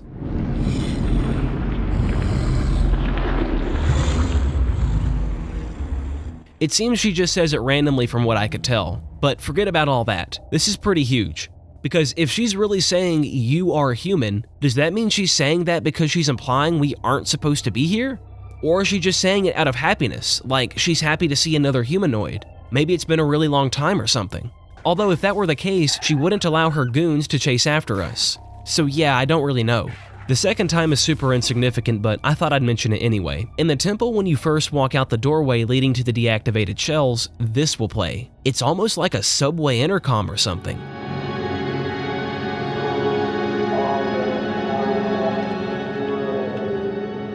Which is pretty eerie when you think about it. A looping voice playing on an intercom in the middle of nowhere on a dying planet? It's a shame it's inaudible, because these are literally the only voices that can be heard from the almost extinct Polis race. If you're interested in hearing it more clearly, it's actually baked into the 6th song from the soundtrack by Lustmord. If anyone can actually make out what it's saying, I'd be highly interested to hear about it in the comments or the Discord server. Speaking of more insignificant details, you may have noticed the sound when we injected the shells. Now, I don't know if there's anything to this or not, but every time you launch the game, the same noises can be heard.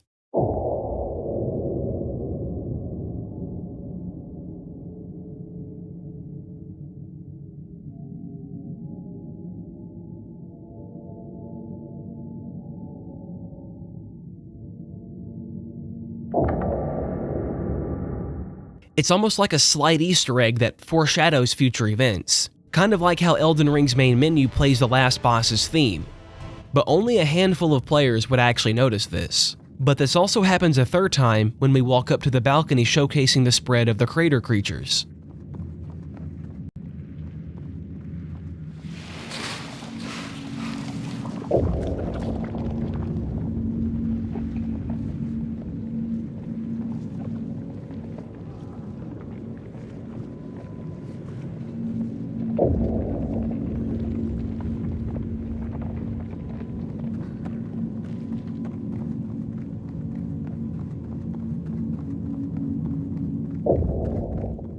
Ah, but it happened 3 times there. Is it possible a different humanoid activated 3 shells? It can't be, right? Because there's only 2 shells left, so where did the other 3 go? This stands in direct opposition to this being a planned sound effect. It's likely the sound was just played for atmospheric reasons.